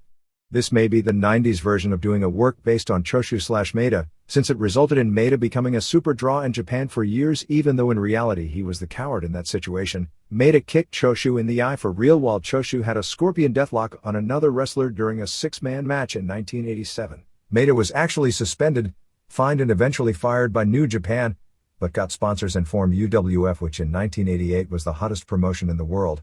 And you can see similarities although the situations were entirely different to the US over the past year, as well as far as the coward being the one who actually prospered from his cowardice act with Keiji Muto as IWGP champion. The February 14th Budokan Hall match where Masa Saito retires has been changed to Saito vs. Scott Norton, who isn't exactly the opponent one would think would make a great opponent in a farewell match. Norton was originally promised a 1-year title reign. He was told it wasn't anything personal regarding him why they switched it, but they had to get it off him because of all the problems working with WCW. Then Japan was mad because WCW was treating their world title like a jabroni world title, including advertising a title match on pay-per-view against Van Hammer, which was bad enough, but then not delivering it and not even giving a good cover story as to why. March tour will be 3/3 to 3/22 with big shows on March 17th in Hiroshima and 3/20 at Nagoya Rainbow Hall. There will also be a UFO show on March 14th at Yokohama Arena. The storyline is that Inoki wanted Hashimoto vs. Ogawa as the main event, but that because of what happened at the Tokyo Dome, that New Japan won't let it happen. Genichiro Tenryu did an interview saying his final New Japan date would be February 6th in Sapporo, and he had no plans with the company after that point. Due to all the controversy, New Japan aired Hashimoto vs. Ogawa in its entirety again on January 9th along with a replay of Onita vs. Sasaki. December 12th TV did a 2.8 rating and December 19th did a 3.5. Other Japan notes. Frank Shamrock definitely won't be wrestling Kiyoshi Tamura on the January 23rd Rings Budokan Hall show. Basically Rings is stuck as the tournament screwed up and they have Holland vs. Georgia as the main event, which is hardly enough to draw a decent crowd at Budokan. Shamrock vs. Tamura is something of an insider's dream match because the two are the same size and have very similar skills. The match was to be a shoot as part of a 2-match deal where Shamrock would get a second match with Rings, also a shoot later in the year but under Vale Tudo rules, as Rings is also going to promote more Vale Tudo matches this year, against Yoshihisa Yamamoto. Shamrock never signed the contract and is right now not 100% due to an ankle injury suffered about a month back in training, but Rings announced it anyway, apparently figuring they needed something to sell tickets, and as of this point, have not announced in Japan that Shamrock isn't going to be there. Rings did announce its annual Holland Free Fight would take place on February 7th in Amsterdam, which is traditionally one of the most brutal fighting shows you'll ever see, and they'd also have a show on March 7th in England, although I have no idea where. As far as the February 21st Akira Maeda vs. Alexander Karelin match, the word among fighting world insiders is that, believe it or not, the match is going to be on the level. Maeda will be coming to Seattle to train and actually get in shape, which would be a first. Having seen clips of Karelin against world-class wrestlers and how easily he throws them around, using basically a shoot version of the Dr. Bomb to take the heart out of his foes, one figures Maida may get dizzy and go on some rides if that's the case. Of course, a lot would depend on the rules and frequency of stand-ups and if or how familiar Karelin is with finishing, although as a Soviet Army champion in Sambo he has a background, but hasn't done that in 13 years. Then again, Maida hasn't done a real match in his life and is nowhere near Karelin's league as an athlete. Super Delphin has quit Michinoku Pro, and some of this is an angle as well. On January 8, MPW ran its biggest show in a long time at Sapporo Nakajima Sports Center, drawing 4,875, bringing in Jushin Liger in the main event, pinning Delphin with a brainbuster in 22:37. After the match, Liger told Delphin, who already holds the UWF Super Welterweight title, that when he went to All Japan, he wanted him to win the PWF Junior title so they could do a unification match. Fat chance of that happening. On January 10 in Sendai, before a sellout 989 on the Yone Jinjin retirement show, Great Sasuke, who is the lead heel with the promotion of the Crazy Max group, with Sasuke the Great, Takeshi Ono, Masaaki Mochizuki, and at the show he claimed that Liger and El Samurai would both be coming in for his side, got on the house mic and said Delphin would be leaving. Delphin acted mad that Sasuke was giving away inside info, and Delphin said he loved Michinoku Pro, but hated Sasuke, and his final match would be January 13 at Korakuen Hall before becoming a free agent and working a lot with All Japan.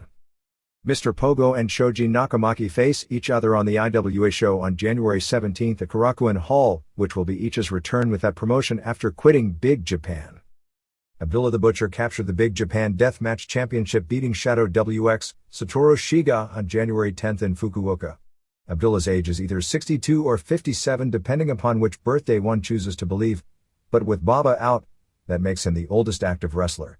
Big Japan has picked up particularly in the smaller cities because of Butcher on the shows.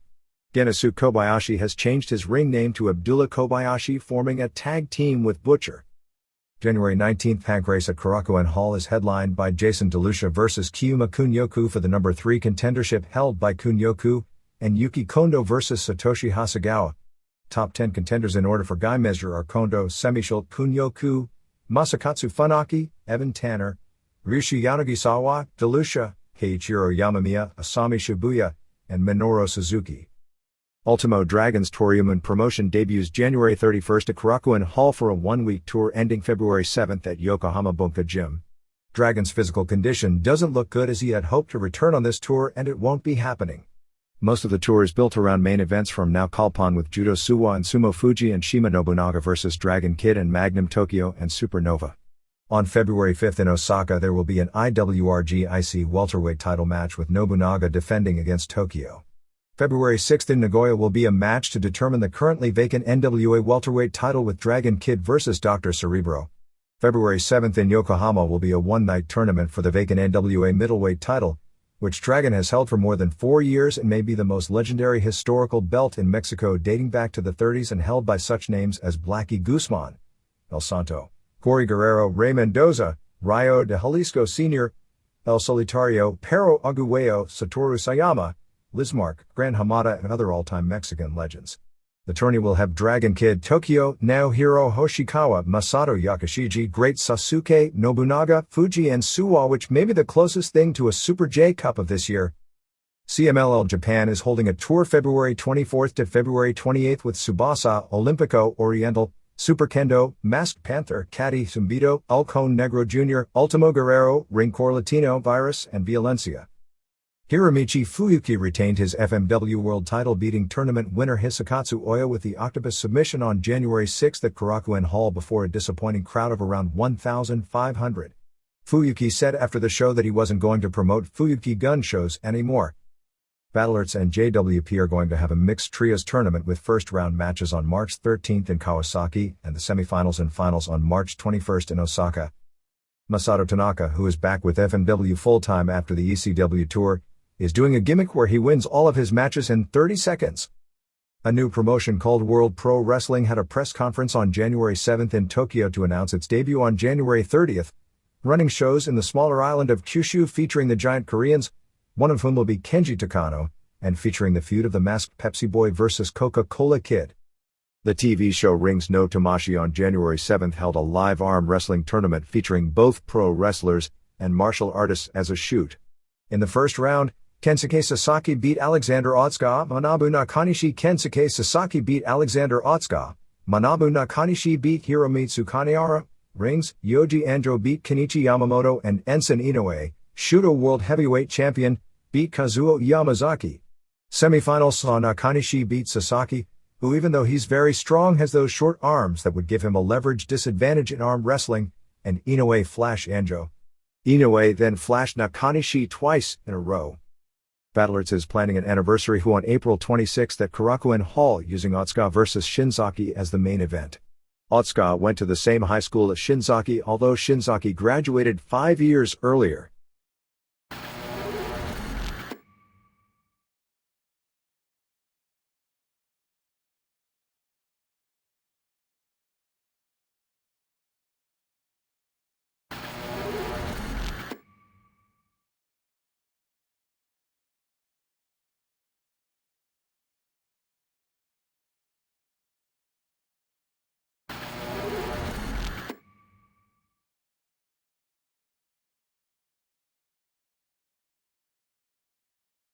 Here and there.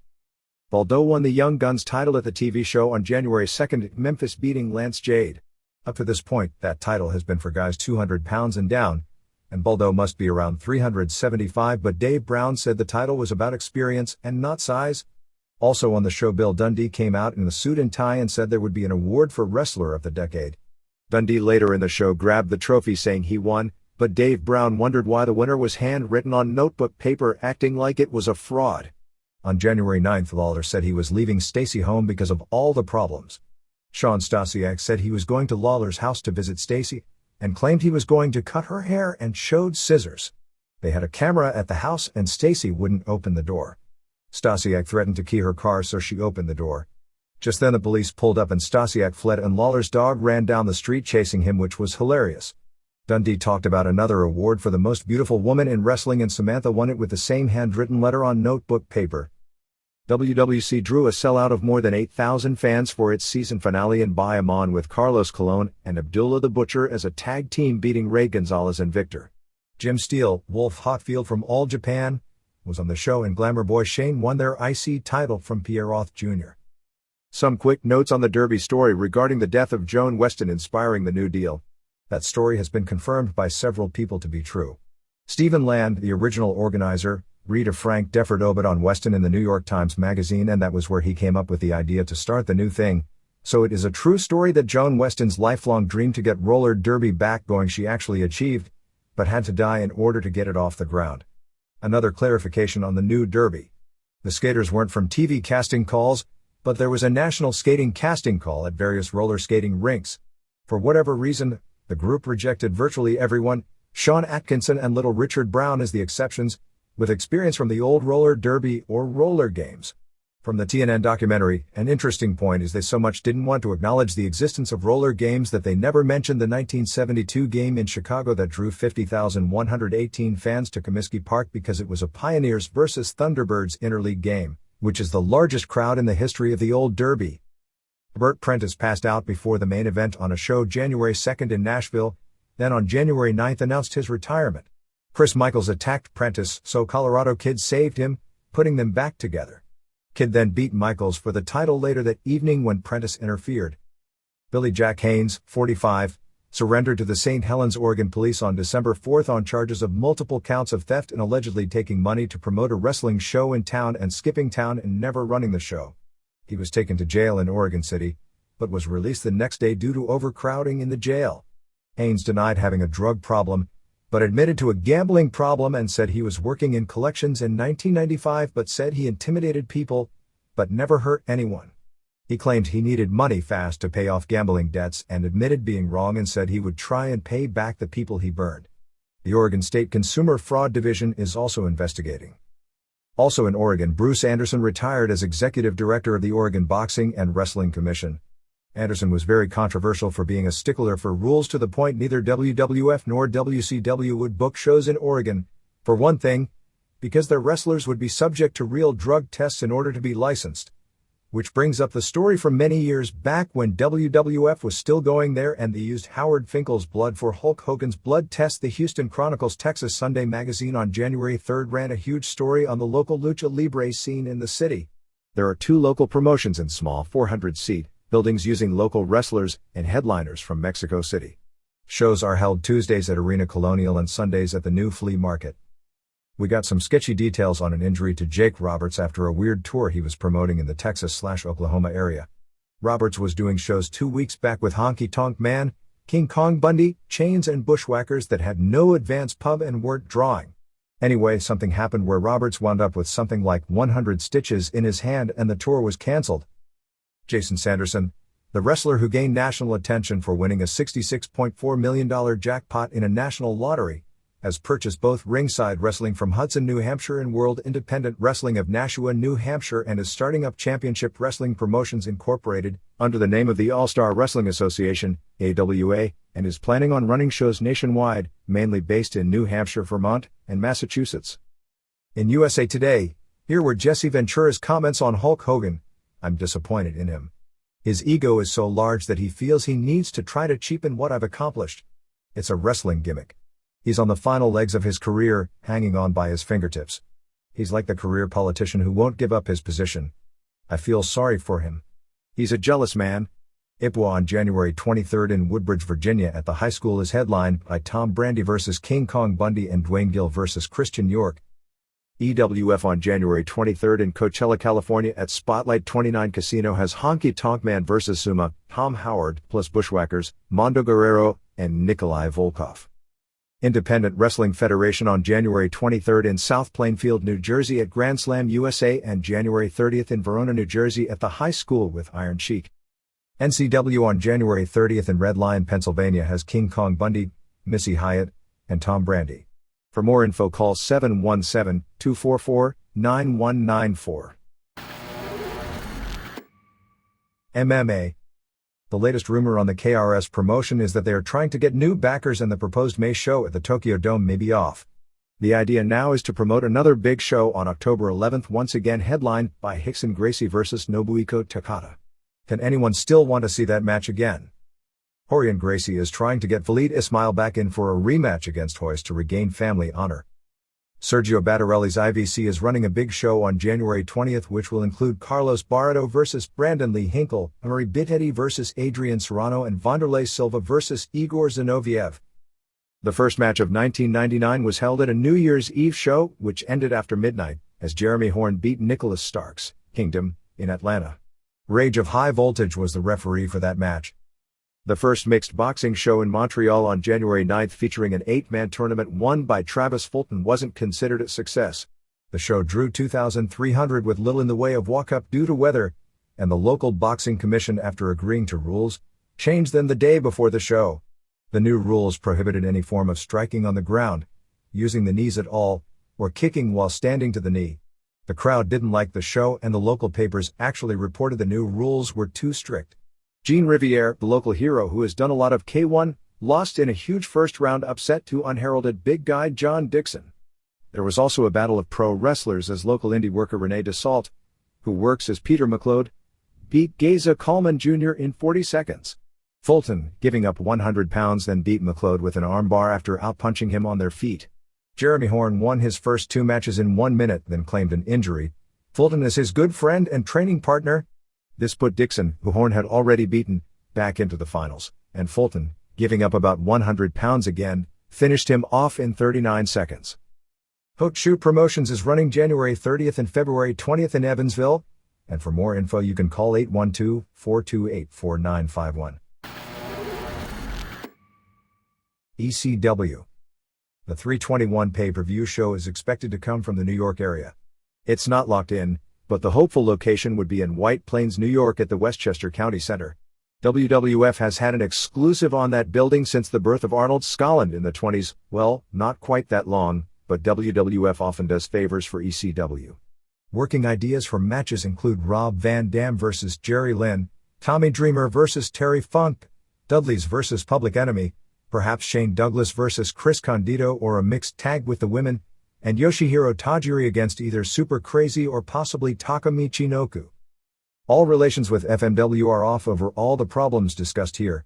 Paul Heyman felt that even though he understood why FMW was mad about Bam Bam Bigelow, Chris Condito and Tammy Sytch no-showing their pay-per-view, they did send Sabu and One Man Gang as replacements, and FMW did take the money owed, or not owed depending upon whose viewpoint you are discussing, from plane tickets and upgrades out of the settlement to ECW for the December tour, so he felt it was all even.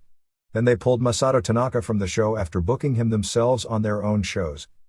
Sabu really wanted a three-way dance rather than to just come in for spots. He legitimately injured his neck to a degree, being suplexed on his head, and at numerous times came close to quitting, but Sheik, who he listens to, advised him not to go to WCW even though he's now 35. The money offer was much bigger and there is much better disability insurance, which should be a major factor in his case. The problem at WCW is he'd be mid-card at best, because he wouldn't have a prayer of getting past the glass ceiling, while in ECW he can be a top player. There is a lot of question as to Douglas' future. Both he and Sabu had near blow-ups with Heyman before the show over their roles. Douglas has talked of retirement with the realization that this time it doesn't appear he's going to get the belt back. You never say it as a definite because I saw Ric Flair lose the title the last 7 times, being told point blank he'd never get it back most of those times. On the pay-per-view, they portrayed it as Francine being mad the whole time, which gives them the beginnings of an angle to move Francine somewhere else if Douglas leaves, whether it be for a hiatus to heal up or for good. Public Enemy is scheduled to debut at ECW Arena on January 16th against Dudley's. Sid will also appear on that show. PE will appear on some shows, although it isn't decided which shows or for how long, as nothing is locked. Sid is expected to appear on major market shows, including Queens and the debut in Detroit at January 23rd at the Michigan Fairgrounds Coliseum. ECW got the word early in the week that Jerry Lynn wouldn't be healthy enough to go. He also had the flu, but he missed the show because of the injury, not the illness. Mike Awesome was at the pay-per-view and targeting May for his return. WCW. It looks like the pay-per-view on January 17th will go something like this: Goldberg vs. Scott Hall with a taser hung from the ceiling in a ladder match, Rick and David Flair vs. Kurt Hennig and Barry Windham, Chris Jericho vs. Perry Saturn. Stips at this point are if Saturn loses, he has to wear a dress, although he probably isn't losing. Jericho wanted to make it if he loses. He's banned from Nitro for 90 days since he's been threatened with being taken off Nitro if he doesn't sign by January 17th anyway, and at this point he isn't signing. And that was the plan going into Monday, but since it changed, apparently the decision to time him off Nitro may be rescinded. Wrath vs. Bam Bam Bigelow, Conan vs. Lex Luger, a 4-way for the Cruiserweight title with Rey Mysterio Jr., Billy Kidman, Psicosis and Juventud Guerrera, and Norman Smiley vs. Chavo Guerrero Jr. with some sort of a stipulation, among others. Buy rate estimates for Starrcade are in the 1.15 range, which is a $5.11 million show. It would make the first month since July where WCW beat WWF on pay-per-view as rock bottom did about in 0.8. Nitro on January 11th in Knoxville drew 13,024, 12,280 paying $261,285 in a 26,000-seat arena. Show opened with a Flair interview. He put J.J. Dillon back in power. He said Hogan would defend the title at Super Brawl. He called out the LWO and put them over as the most talented wrestlers in the company and asked them to join WCW and give him their shirts. They all did except Mysterio Jr., who walked out. He challenged Hennig to a match on the show. It was a great interview, but the one thing nobody in WCW has figured out that when they use the word tradition to the modern fans, it's a total heel word meaning old-timers, and they think it's some babyface phrase. Gene Okerlund then said it was great to be in Reunion Arena. That's next week. He interviewed Saturn, who expressed his dismay on the air about having to follow Flair. Jericho came out to try and liven the segment as they tried to set up the dress match. The repartee didn't come off good. Ernest Miller beat Saturn via DQ in 4:31 when Scott Dickinson called for the bell and raised Miller's hand even though Jericho interfered and attacked Saturn. Jericho tried to put this ugly dress on Saturn twice but couldn't get it on. It almost appeared Saturn was trying to help him get it on. The angle came off as muffed. They did a way too long Bischoff video at the WCW office with Flair eventually after about a 6-month conversation that was only noteworthy for seeing the first television appearance of the legendary Janie Angle, and I swear she looks exactly like Dory Sr. would if he was a woman, and for Bischoff saying when he came in 1991 that when Flair and Jim Ross ran the company they couldn't draw 400 fans if they paid the fans to attend. I must say that was really classy knocking Ross considering his present medical condition, not to mention how bad it sounds considering the current success of Titan. Anyway, this segment drew a 6.4 rating. Gene interviewed Chavo Guerrero Jr., who said Eddie would be fine, and had a cake saying it was Pepe's birthday. Smiley came out mad because he wasn't invited to Pepe's party. Geez, you'd think his stick-horse friends would be mad because none of them put the poor guy in a neck brace. Smiley wound up putting Chavo's face in the cake and body slamming him on the cake, and Chavo did a great job of getting cake all over the place. He then stole Pepe and put him in a shredder. Where's the SPCA when you need them? Ridiculous. Then Raven and Sandman were playing some board game. They weren't the only ones bored. Hogan showed up and the black and white minus Giant confronted him. They were all in the ring together. Hogan and Nash did most of the promo, with Nash doing everything to turn face, which was easy enough since they were in Knoxville where he went to college. Mysterio Jr. and Kaz Hayashi. They did a spectacular 153 when Luger came out and attacked Hayashi. He told Mysterio Jr. to take the shirt off. When he refused, Luger attacked him. Mysterio Jr. actually got a comeback and the place went nuts for it, but Luger cut him off and beat him up. Conan ran in for the save and the whole Wolfpack came out. Conan thought Nash was still his best friend.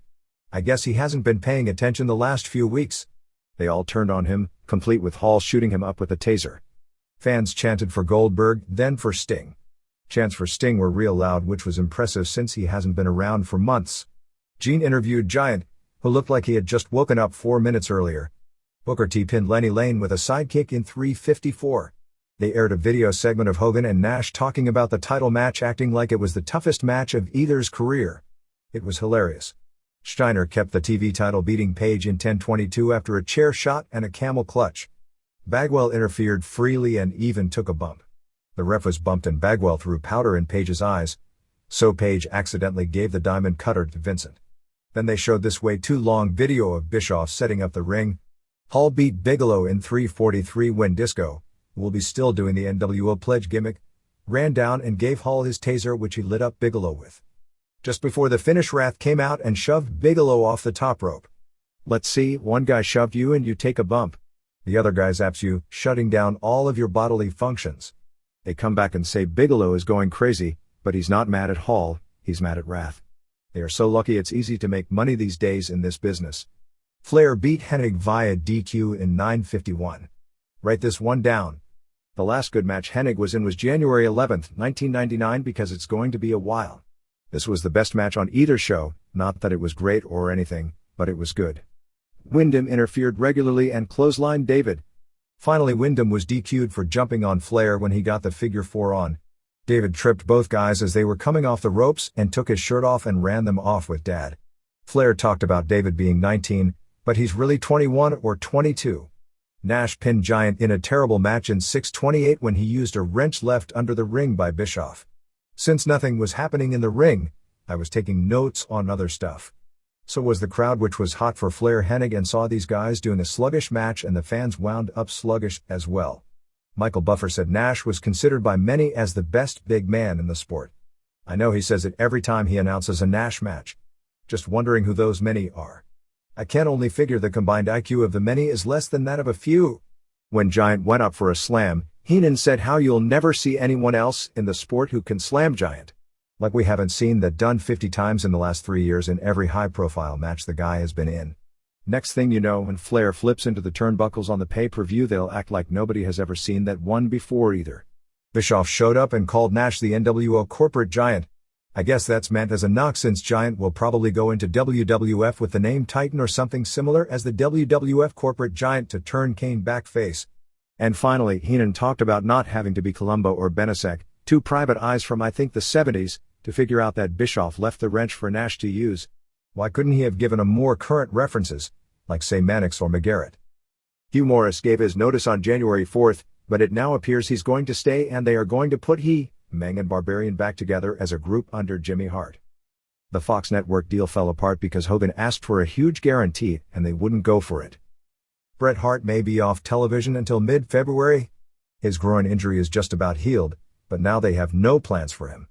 He had shot an angle on December 28 in Baltimore where he was going to kidnap Kimberly, but the angle was taken from him and given to Steiner. It's an excuse to get Kimberly off TV for a few weeks because she's getting her face done. Has the world completely gone nuts? Like 99% of the women on this earth would kill for her looks and she isn't secure with it. Steiner may injure Page and put him out of action for a while as well. Bryan Adams is going to be given a new gimmick where he's going to do a foreign accent or something. There was a ton of heat on Luger and Giant for the deal they pulled at the January 5th tapings in Gainesville, Georgia. Giant came out in his jeans, not even getting dressed, for his main event with Luger.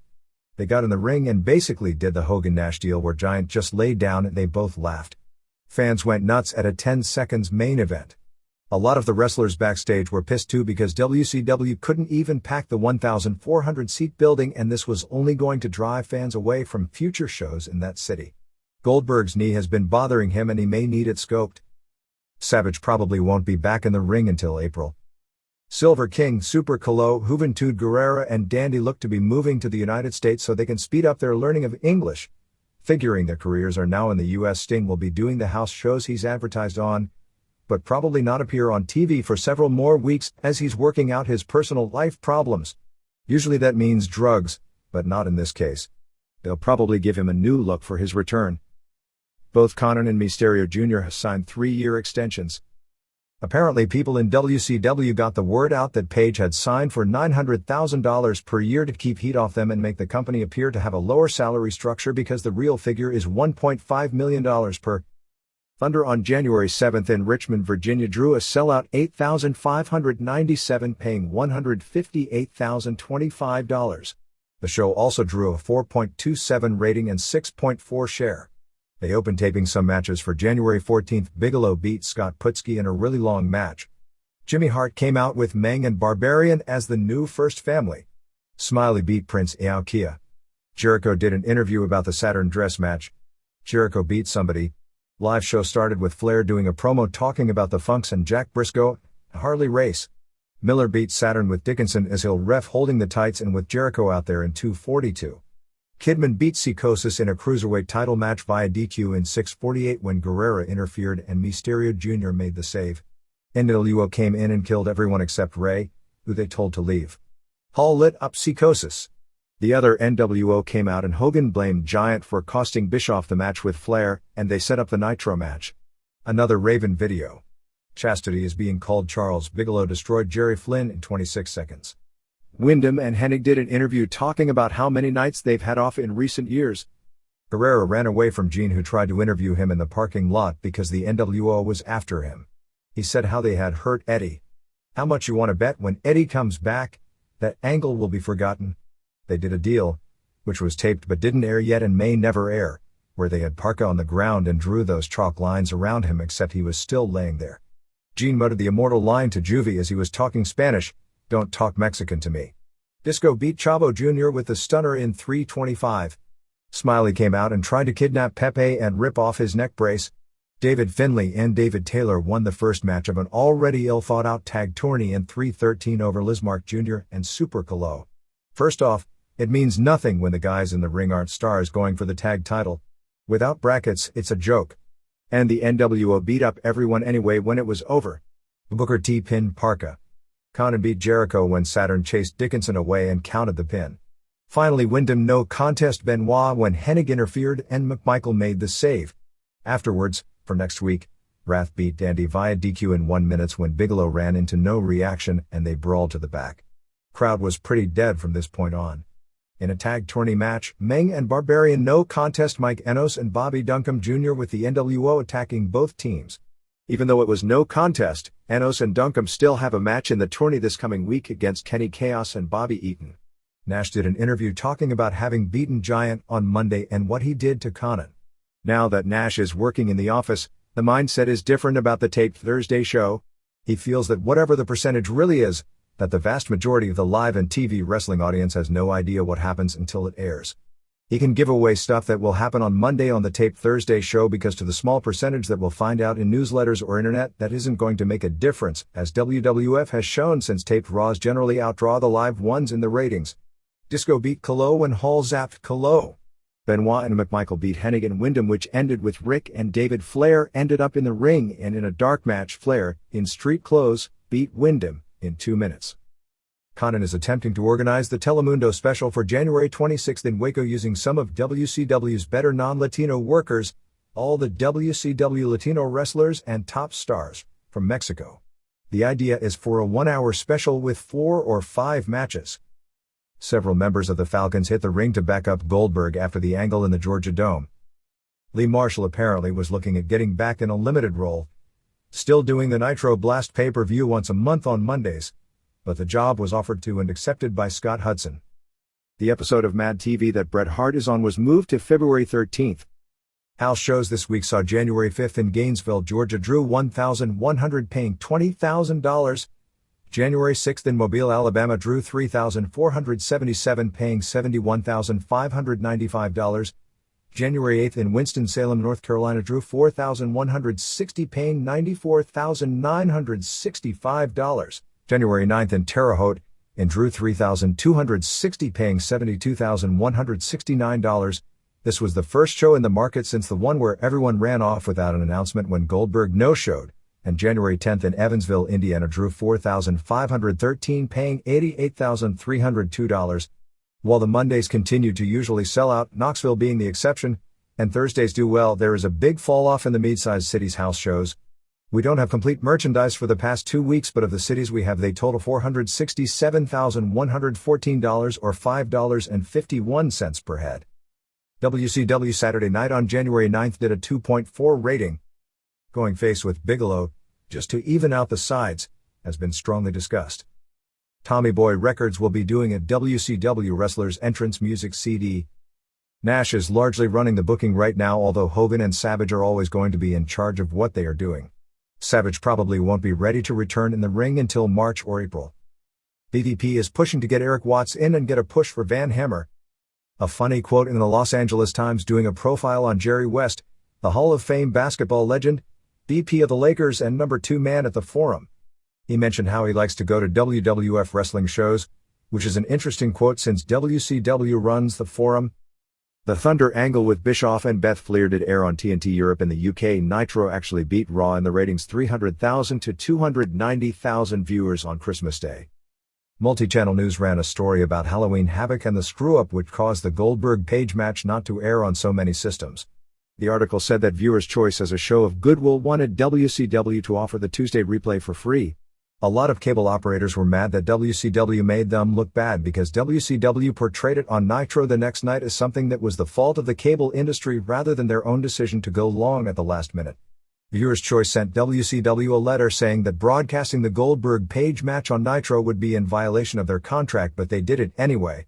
BC also complained that Tony Schiavone falsely stated that the problem with the live broadcast was the result of cable operators prematurely cutting off the end of the program. BC has recommended that if this problem happens in the future with wrestling or other sporting events that don't end on time, that they should offer the replay for free. On the Goldberg/Liz segment from Atlanta, Elizabeth Lubetsky is the married name of the former Elizabeth Poffo. The reason she had been gone for a while is that the seasons had changed, which means more cosmetic surgery. WCW has nearly sold out Super Brawl for February 21st in Oakland as by January 11th, the first weekend of ticket sales, they had sold 11,209 tickets for $454,925, and Sacramento for Nitro the next day did 7,984 for $139,957 over the first weekend. WWF.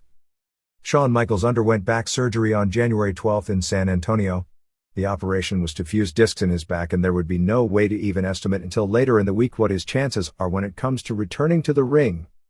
Jim Ross is recovering to an extent from Bell's palsy and is hopeful of announcing at the Royal Rumble for the Mankind Rock I Quit match. But there is no way of knowing if that's even possible. Raw was live on January 11th from Houston before a sellout 12,585 paying $284,564. The show opened with DX introducing Mankind as the new champion. He did an interview thanking Jim Ross, who as a shoot was the one who got him in the WWF when the rest of those in charge felt he didn't have star qualities, which is pretty much what he said. The place went nuts when he thanked Steve Austin. He said his dream was to wrestle Austin in the main event at WrestleMania. Rock, Vince and Shane came out and he and Rock went back and forth before agreeing to an I Quit match with no stopping for Blood at the Rumble. Mankind has told people he's expecting this to be a match of a lifetime, which sounds both good and also sounds pretty scary because the last time he tried that, it was a memorable match and he could have easily ended up maimed in the process, which may sound entertaining to some but it shouldn't. They pretty well guaranteed a bloodbath. Jeff Jarrett and Owen Hart beat New Age Outlaws to become top contenders for the tag titles. Deborah opened her blouse but Billy told her to suck it. Chyna was intrigued. Billy got in the middle between them and Road Dogg was distracted and wound up pinned by Owen in 4:34. Road Dogg said in a pre-match interview that he was the Robert Fuller of the 90s. You really don't want to know what that means, but it is a dick joke. Dwayne Gill, as Gilbert, doing a Goldberg spoof, lost to Luna in 102 when he couldn't hold the jackhammer and she fell on him and splashed him. He missed his spear and couldn't do his jackhammer. Michael Cole said that it showed Gilbert only has one move. People were knocking that NBC special about planted signs, but it was clear for this one they planted a lot of Gilbert signs in the crowd and well as piped in phony chants, although they were making fun of that how the audience was chanting but nobody's lips were moving. It was kind of funny and probably equally classless to what WCW did the week before, but it's a classless business. The odds of this will become a regular segment and it'll get over to the live audience at every spot, but it'll also wind up making Goldberg a bigger star than ever if they don't smarten up and cut it off quickly. Terry Pac hit the ring after Luna. Val Venus came out and did the swivel hips in front of a woman claiming to be Ken Shamrock's sister, a work of fiction sister. Shamrock beat him up. Then Billy Gunn pulled his pants down and bent over showing his panties and he got beat up. Then Shamrock yelled at his sister. Shamrock just had elbow surgery 5 days earlier and I was surprised he did as much as he did. X-Pac beat Al Snow with the X-Factor to keep the European title in 254 when Goldust hit Snow with the head and then ran off with the head again. Kane beat Mankind via DQ in a WWF title match when Kane used a tombstone, and Rock ran in and attacked Kane and Mankind with numerous chair shots. Even though Kane and Rock are on the same team, Rock didn't want Kane to get the title since he had a shot upcoming. Austin did a run-in and wound up giving stunners to both Kane and Mankind. Triple H beat Edge with a pedigree in 254. The Brute attacked and DX ran in. The lights went out and when they went on, Road Dogg was covered in blood. Undertaker did this horrible interview talking in tongues and speaking like he was Jim Hellwig. The crowd was chanting bullshit throughout this segment. He ended up cutting up his wrist with a knife and slicing open Dennis Knight's chest. The idea on paper is to take Bradshaw, Farouk, and Knight, none of whom are over because the public doesn't want to see big guys who aren't pushed as monsters and good workers. By hooking them in a group with a guy who is over, maybe they'll get the rub. It worked with Billy Gunn. He gave Knight the new name Midian. D'Lo Brown was supposed to wrestle Mark Henry as a favor for Terry Runnels.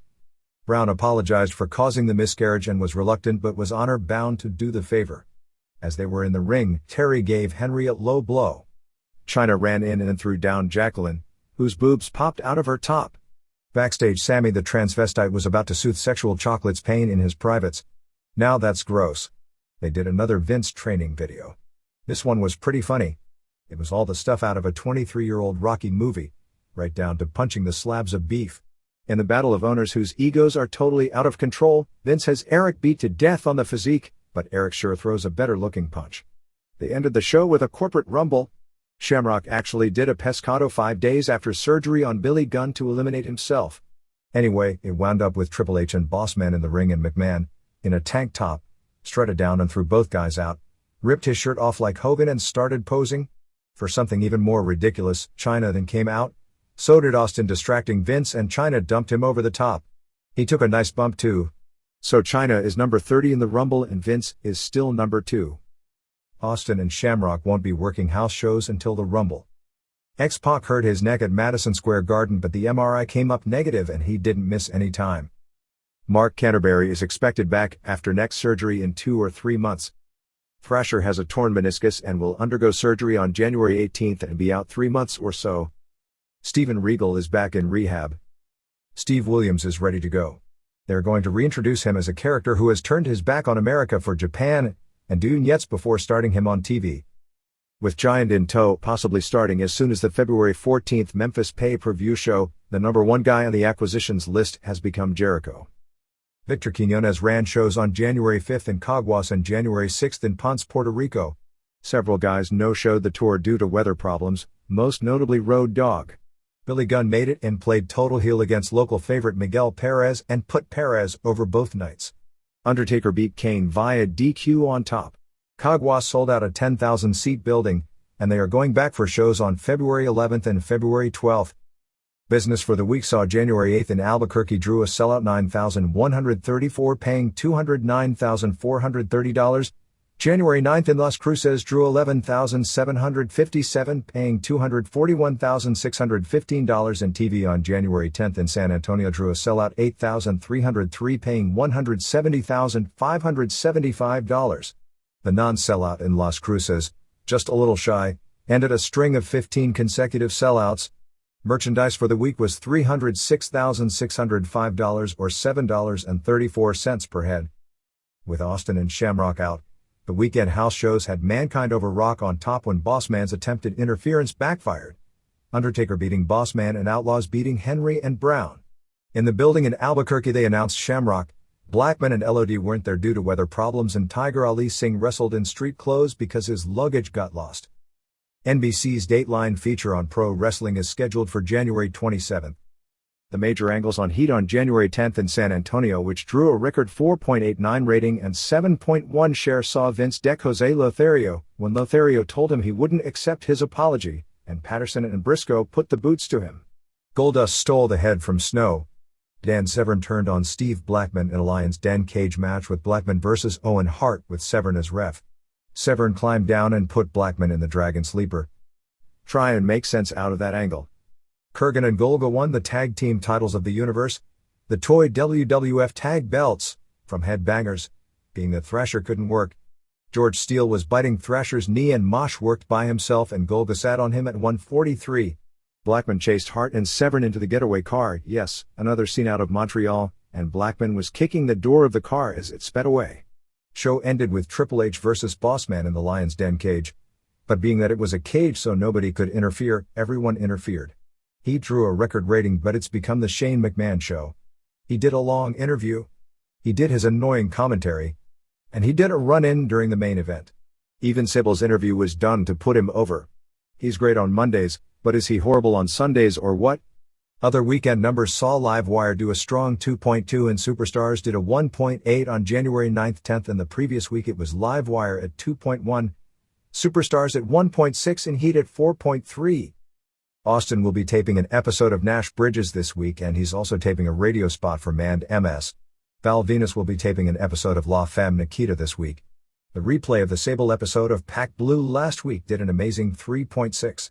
Undertaker, Shamrock and Rock along with possibly Ernie Ladd will be doing an episode later this week of the Fox Network's That 70s Show. Besides those who have been in attendance at other camps, new to the WWF training camp last week were Lester Sprate, who wrestled in Europe for the past several years as Rasta the Voodoo Man, who didn't look good, Shane Sewell, who wrestled as Glamour Boy Shane as a frequent tag partner of Sean Morley, Val Venus in Puerto Rico and resembles Ric Flair, maybe too much for his own good although he was said to have the most charisma of anyone in the camp but not the most in ring ability, and Steve Bradley, who a lot of people are very high on with comparisons made to Rob Van Dam. Bradley, Glenn Kulka and Kurt Angle appear to be the biggest potential stars of the last group. The Raw on February 8th from Toronto Sky Dome that is going to do the huge crowd won't be airing live on USA because of the Westminster Dog Show, and will instead run probably on February 13th. The Dog Show traditionally has drawn bigger ratings and much better demos than wrestling, but this year I doubt the ratings will reach the current level of wrestling. Target that date for Nitro drawing a record audience going unopposed, but Raw should break those marks and possibly approach a 7 rating during the NBA playoffs, but Nitro gets bounced around. Terry Funk was scheduled to wrestle Mankind for the WWF title for the Raw that was taped on January 12th in Beaumont, Texas, but Funk got really sick the day before and canceled and is thought to have a form of hepatitis. Carl Ouellet is said to have dropped 20 to 30 pounds and will be brought to the next camp for filming to see if they can find a position for him. Francois Petit, the French doctor in a lot of the TV skits, is a shiatsu doctor and not a masseuse as reported here. The reader's pages. Muchnick. The Muchnick family appreciates your typically thorough and respectful obituary about my Uncle Sam, which I've shared with my cousins. By the way, it is interesting to note that while some wrestlers and their families, like Pat O'Connor and Gene Kinneskey, were guests at Sam's house, Sam's 3 kids wound up nowhere near the wrestling business. Dick became a doctor in suburban St. Louis. Dan is a CPA in the Atlanta area, and Kathy founded a newspaper covering St. Louis business. For the historical record, I'd like to add a few random thoughts. The first is about the Missouri State Athletic Commission. In those days, both boxing and wrestling were regulated by a state agency. Among other requirements, a percentage of the gate had to be donated to a charity. The St. Louis Wrestling Club was an American Legion post. With his political connections, Sam actually handpicked the commission chairman and on occasion even used them in fleeting high-credibility angles. The one I remember was the time the commission, amidst great fanfare, banned Dick the Bruiser's knee drop off the top rope, the effect of this action being simply to add another kind of DQ to the menu of options for finishes. Another point that needs to be stressed is that most interviews on Wrestling at the Chase, as conducted by Joe Garagiola, then Don Cunningham, George Abel and finally Larry Matuzik, were remarkably straight by wrestling standards. Every once in a while, even a jobber like Angelo Paffa would get some mic time. When Rocky Johnson was interviewed, he was blown away by the expectation he should talk about his legitimate athletic background rather than do a soul skit. But that reminds me of my final addendum to your excellent piece. Sam Mushnick, like many of his generation, was behind the times in race relations. My memory is that when Ernie Ladd hit St. Louis, which was a Jim Crow town until the early 60s, in around 1965, he got over huge on the undercard but never received a push. A few years later, Rufus R. Jones, who was popular among black fans but also played safely to white stereotypes but was an inferior performer, had the first NWA title shot ever for an African-American wrestler in St. Louis. Of course, today's promoters give black wrestlers far better opportunities, but also employ blatant race-baiting angles in the bargain. Others can decide whether that constitutes progress. Irvin Mushnick, Berkeley, California. Your January 11th issue was the best work you've ever done, even topping the Bruiser Brody issue and the Hart/MC Mahan issues. If someone wasn't familiar with the accomplishments of Mushnick before reading it, they certainly knew who he was and his importance in wrestling when they had finished reading it. The highlight of my otherwise less than ordinary pro wrestling career came when Sam called me to work a St. Louis TV taping in 1973. I had only been in the business 8 months when he let me work with then NWA World Champion Jack Briscoe in a TV match. He'd never seen me work, but went on the word of Gus Karras and Harley Race to give me the shot. The dressing room was a who's who of pro wrestling and I knew I was very lucky just to be there. I had just been working for Nick Gulas prior to this. Talk about going from one end of the spectrum to the other. Everyone who ever met or knew Sam will miss him. The business has already suffered from his absence. Tom Hankins, Los Angeles, California.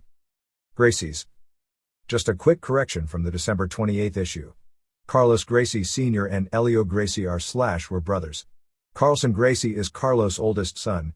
So Carlson would be Elio's nephew, not his brother, and would be a first cousin to Hoyce, Hickson, Orion, etc. The clock choke is really not a new technique. But it is being used much more often and in more situations than in the past. Horian and Hoyce are well known to not have kept up with the recent changes in BJJ over the past 5 years, and it has changed a lot, such as a greater acceptance of leg locks and slightly less emphasis on the guard. I watched Nitro on December 28th fully expecting another crappy show, especially after the debacle that was Starrcade. While overall it was a decent show, Ric Flair and the Horsemen made it memorable. Props to Bischoff for doing it right. And since Bischoff wants to be a little firmer in regard to letting wrestlers get away with stuff, can he please do something about Scott Norton and Bryan Adams not selling for Chris Benoit and Dean Malenko? Last week's show was pathetic. Norton and Adams are not stars. Nobody gives a damn about them. Cecil Birch, Phoenix, Arizona. Wrestling with Shadows. Wrestling with Shadows is definitely worth seeing. It provides a window into a world where many had never been allowed to peer through before. The fascinating behind-the-scenes footage was further evidence that such access does not expose the business. It just humanizes those involved and leads outsiders to have more respect for it as a profession. Even those with no prior knowledge about what transpired in Montreal had to have the feeling this was not going to end very happily. Was it the intention of the filmmakers to have such a downer of a film even without the events in Montreal? As far as providing a real insight into the reasoning behind the double cross, the film came up a little short. However, this was to be expected, as the film was not exclusively about the event, but about Bret Hart's final year in the WWF. Any more footage or explanations by McMahon would have only served to strengthen Hart's position. Hart came off as a naive idealist, but an idealist nonetheless. He really wanted to take McMahon at his word even though everyone around him knew better. The funniest part was Shawn Michaels' denial of prior knowledge about the scheme. You didn't need to see his face to know he was lying. Hart's line about people searching for a hero took on more relevance in light of the historic events of that same week. Parallels could be drawn to the impeachment situation. Hart is not unlike Ken Starr. He believes in morality and truth in a world where neither really matter. McMahon is closer to Clinton. He continues to succeed despite having shattered credibility. As good as the film is in documenting Hart's last year in the WWF and the bizarre ending in Montreal, The Observer still remains the publication of record when discussing the most infamous match in pro wrestling history. Ian Goodwin, Brooklyn, New York. Wrestling with Shadows was indeed a fascinating, well-made film. In many ways it fills in a lot of the blanks on the story, but still leaves a lot to conjecture. To some extent, had Bret become a mark for his own legend? Also, wasn't he, to a degree, going in the same direction as Hulk Hogan, being reluctant to be less than the top man, wanting to decide where and how to drop the belt? Granted, it's not the exact situation as Hogan, but knowing how he felt when Hogan didn't want to let him into the upper echelon, couldn't he have been a bigger man? The NBC deal is an excellent opportunity for Bischoff. Will they blow it with incredibly stupid booking, or will it be the ultimate overexposure that starts to cause another down cycle? Am I late in picking up this technique? Or is McMahon's latest idea to take someone who is getting over and then turning them, so the betrayed fans will hate him even more? 1998 has been quite the year for wrestling. I've been amazing at how many times WCW has shot itself in the foot yet survives big time. I still believe the WWF has the superior show.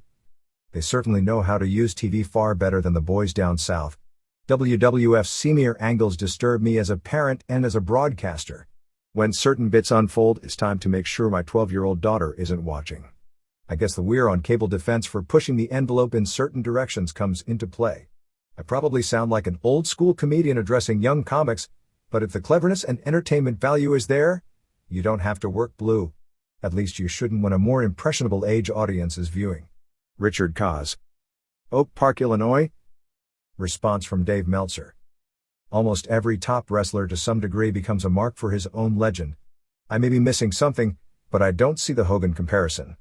I see what Hogan did, not dropping the title to Hart, giving it to Yokozuna and quitting, as similar to Michaels not dropping it to Vader and instead switching it to Sid, not dropping the European title to Owen and instead handing it to Triple H, not dropping it to Sid a second time and just going home, although not the same thing either. Immediately upon watching Hitman Hart, Wrestling with Shadows, I had to write this letter. Even knowing the events that led up to and happened during this stretch of time didn't make it any easier to watch. I just sat in disbelief throughout most of the documentary. This guy was screwed beyond reason. I tend to agree with Hart's beliefs that honor, loyalty and hard work should account for something in the eyes of your employer. But it didn't mean jack to Vince. His loyalty, as was pretty clearly evidenced in this film, is only to himself. For me, the movie totally changed when Bret and Julie were in the kitchen talking about the Montreal match and Julie brought up the possibility of being screwed and Bret said he could trust Earl Hebner. That's when the reality truly hit home. From this point on, I was truly pinned to my chair. I had yet to see any of this. I had only read about it in The Observer. To see it all happen in front of me the way I'd visualized everything through your accounts on paper was surreal. Bret said it all when he stated that wrestling is a lot more real than people make it out to be. Shawn Michaels, in my opinion, is as big a wipe as you can get. Only in it for himself. I guess he and Vince in bed together only makes sense.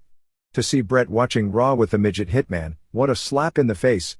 I don't know how anyone who was in on the finish, especially those who were friends with Hart, could possibly live with themselves afterwards.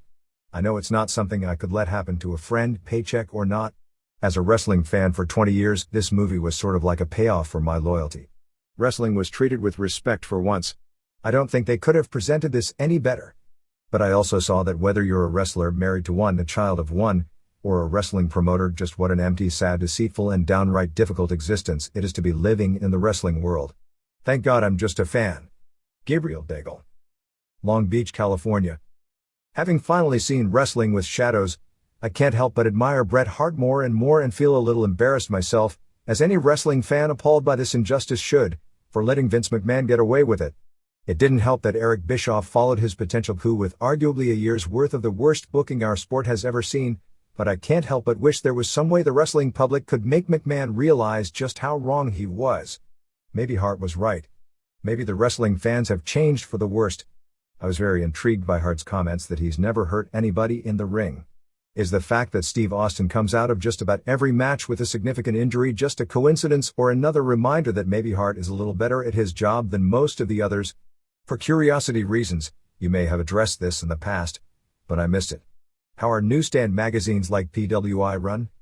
Do the interviews they print even happen, or are they just fabrications of the editors and bookers? John Papa. North Canton, Ohio. Response from Dave Meltzer: it varies on the magazine. When it comes to PWI, some of the interviews and quotes are real and most aren't. In response, in the January 4th issue, I find it interesting that wrestlers call each other by their stage names, and when talking to people like yourself, use their stage names. You'd think after working together for 9 years that Bret Hart would call Shawn Michaels by his real name. It would be like Jerry Seinfeld calling Jason Alexander George off camera. I think the only thing missing from the documentary was more history on the Hart-Michaels real-life problems. They must have had a ton of footage of their fight backstage. They also should have shown Shawn's face on camera when he was telling Bret he wasn't in on the double cross. As much as the stuff on Stu Hart was interesting, including more on Bret vs. Shawn and Bret's thoughts about Steve Austin and Ken Shamrock, would have made it an even better piece. If Vince claimed he was worried Bret would show up on Nitro the next day, what would have happened as far as legal issues with WCW? What if Shawn Michaels just showed up on Nitro one day, or Sting showed up on Raw? What legally would happen? Jim Caldwell. Ballston Lake, New York. Response from Dave Meltzer: there was no footage shot of Hart and Michaels' brief backstage skirmish. When the camera crew was in the dressing room after the match in Montreal where Bret asks Shawn, the only reason the camera crew was allowed into the dressing room was by promising all the wrestlers in there were a lot of people there at the time, that the cameras would only shoot Hart and nobody else. As mentioned before, Paul J. was doing a movie documentary and wanted to make it a strong piece aimed not at wrestling fans but for the general public. A lot of people, Michaels and Earl Hebner in particular, got off easy because he didn't want to confuse the issue, since the guy who called the shots was McMahon, and the other two may have had a major hand in the execution of the plot. They were just employees and neither made the call to do the double cross. It's the same reason the death of Brian Pillman was ignored, because of the feeling it would overpower the story the movie was supposed to tell. There's no way in hell, even if Hart flew to Memphis, that Bischoff would have ever let him on the air before December 1st. That would have clinched the lawsuit for WWF. WWF would have had a case against Hart, although he could have claimed a breach by WWF in his contract, so the case against him wouldn't be as strong, but they'd have an airtight case against WCW. Whatever gain Bischoff would have theoretically made from having that happen, he would have paid for 20-fold in court, and by putting WCW and Turner in that position legally, I'd be almost certain it would have cost him his job. The only time someone under contract showed up on the Rivals TV since the early days of the war was Lex Luger, and evidently WWF breached his contract and he made them pay for it, since for all the talk by McMahon to the wrestlers about what would happen to Luger in court for what he did on the first show, no lawsuit was filed. Graham. More information on the death of superstar Billy Graham. I have a cassette tape of Gorilla Monsoon on WWDB-FM being questioned about his mistaken obituary and asked by a fan, "Are you officially wrong?" Monsoon's replay was, "Yes.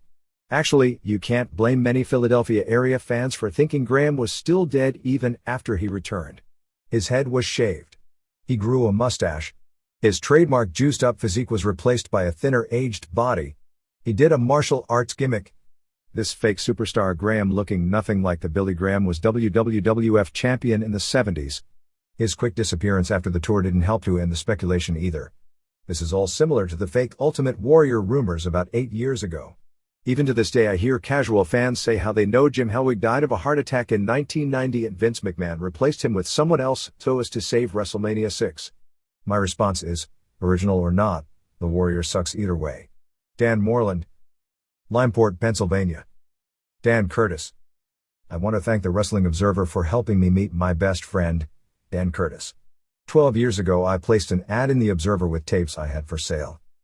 Dan answered my ad. At the time I lived in Virginia, but I moved back home to Michigan 2 years later. It was in the smoky lobby for the AMA Sports Arena in Flint, at a WWF house show, that Dan and I first met. My fondest memory of that meeting was that it was pouring rain and we had tapes to exchange. I accompanied Dan to his car before the show started and he started to slip in the mud. I reached out and grabbed his shoulder and asked if he was okay. The minute I let him go, he fell. This past week, my dearest friend passed away. He got me into the business as a photographer, a wrestler and a referee. When I was discouraged or wanted to quit, he hooked me up with other promoters to work with. Away from the ring, he always got me tickets to house shows which we would go to. We traveled together, laughed together and talked about a lot of things. Dan was a great heel manager, working for almost every promotion in Michigan, but he found his niche as a promoter. One night when the boys didn't get paid, Dan ran out to his ATM and withdrew money so the East Coast boys could get home. Dan was very fair and selfish, and always took care of the boys.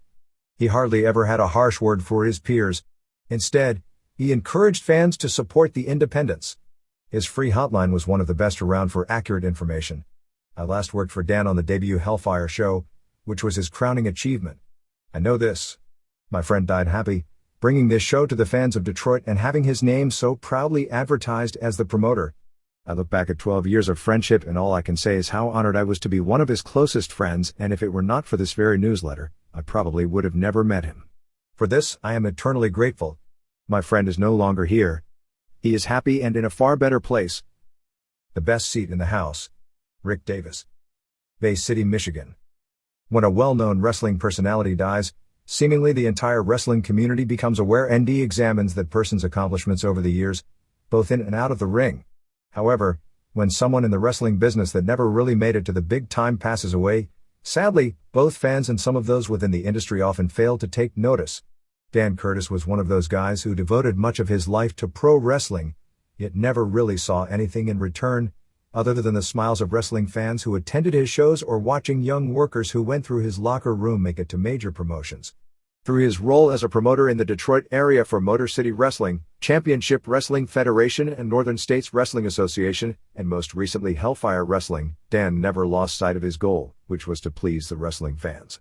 For the past several years, Dan updated a free wrestling hotline every day which he never made a penny off. He did it for the fans. Every Tuesday, he would hold trivia contest on the line and give away free tickets to an upcoming live show or a free videotape. Though Dan Curtis may not have made a living in the wrestling business, he did everything he could to be a part of it in some form, and make other wrestling fans happy. It's a shame not many people outside Detroit know who Dan Curtis was, or just how much he contributed to pro wrestling. Dan was one of my closest friends in this business, and helped not only me, but many other young workers trying to make it, in countless ways. It was Dan's generosity, dedication, and the confidence that he had in me that I will always remember. Though not every wrestling fan knew Dan Curtis, those who did truly feel a great loss in his passing. Dave Prozik. Lisle, Illinois. This is the end of this program. Thanks for watching. See you next time.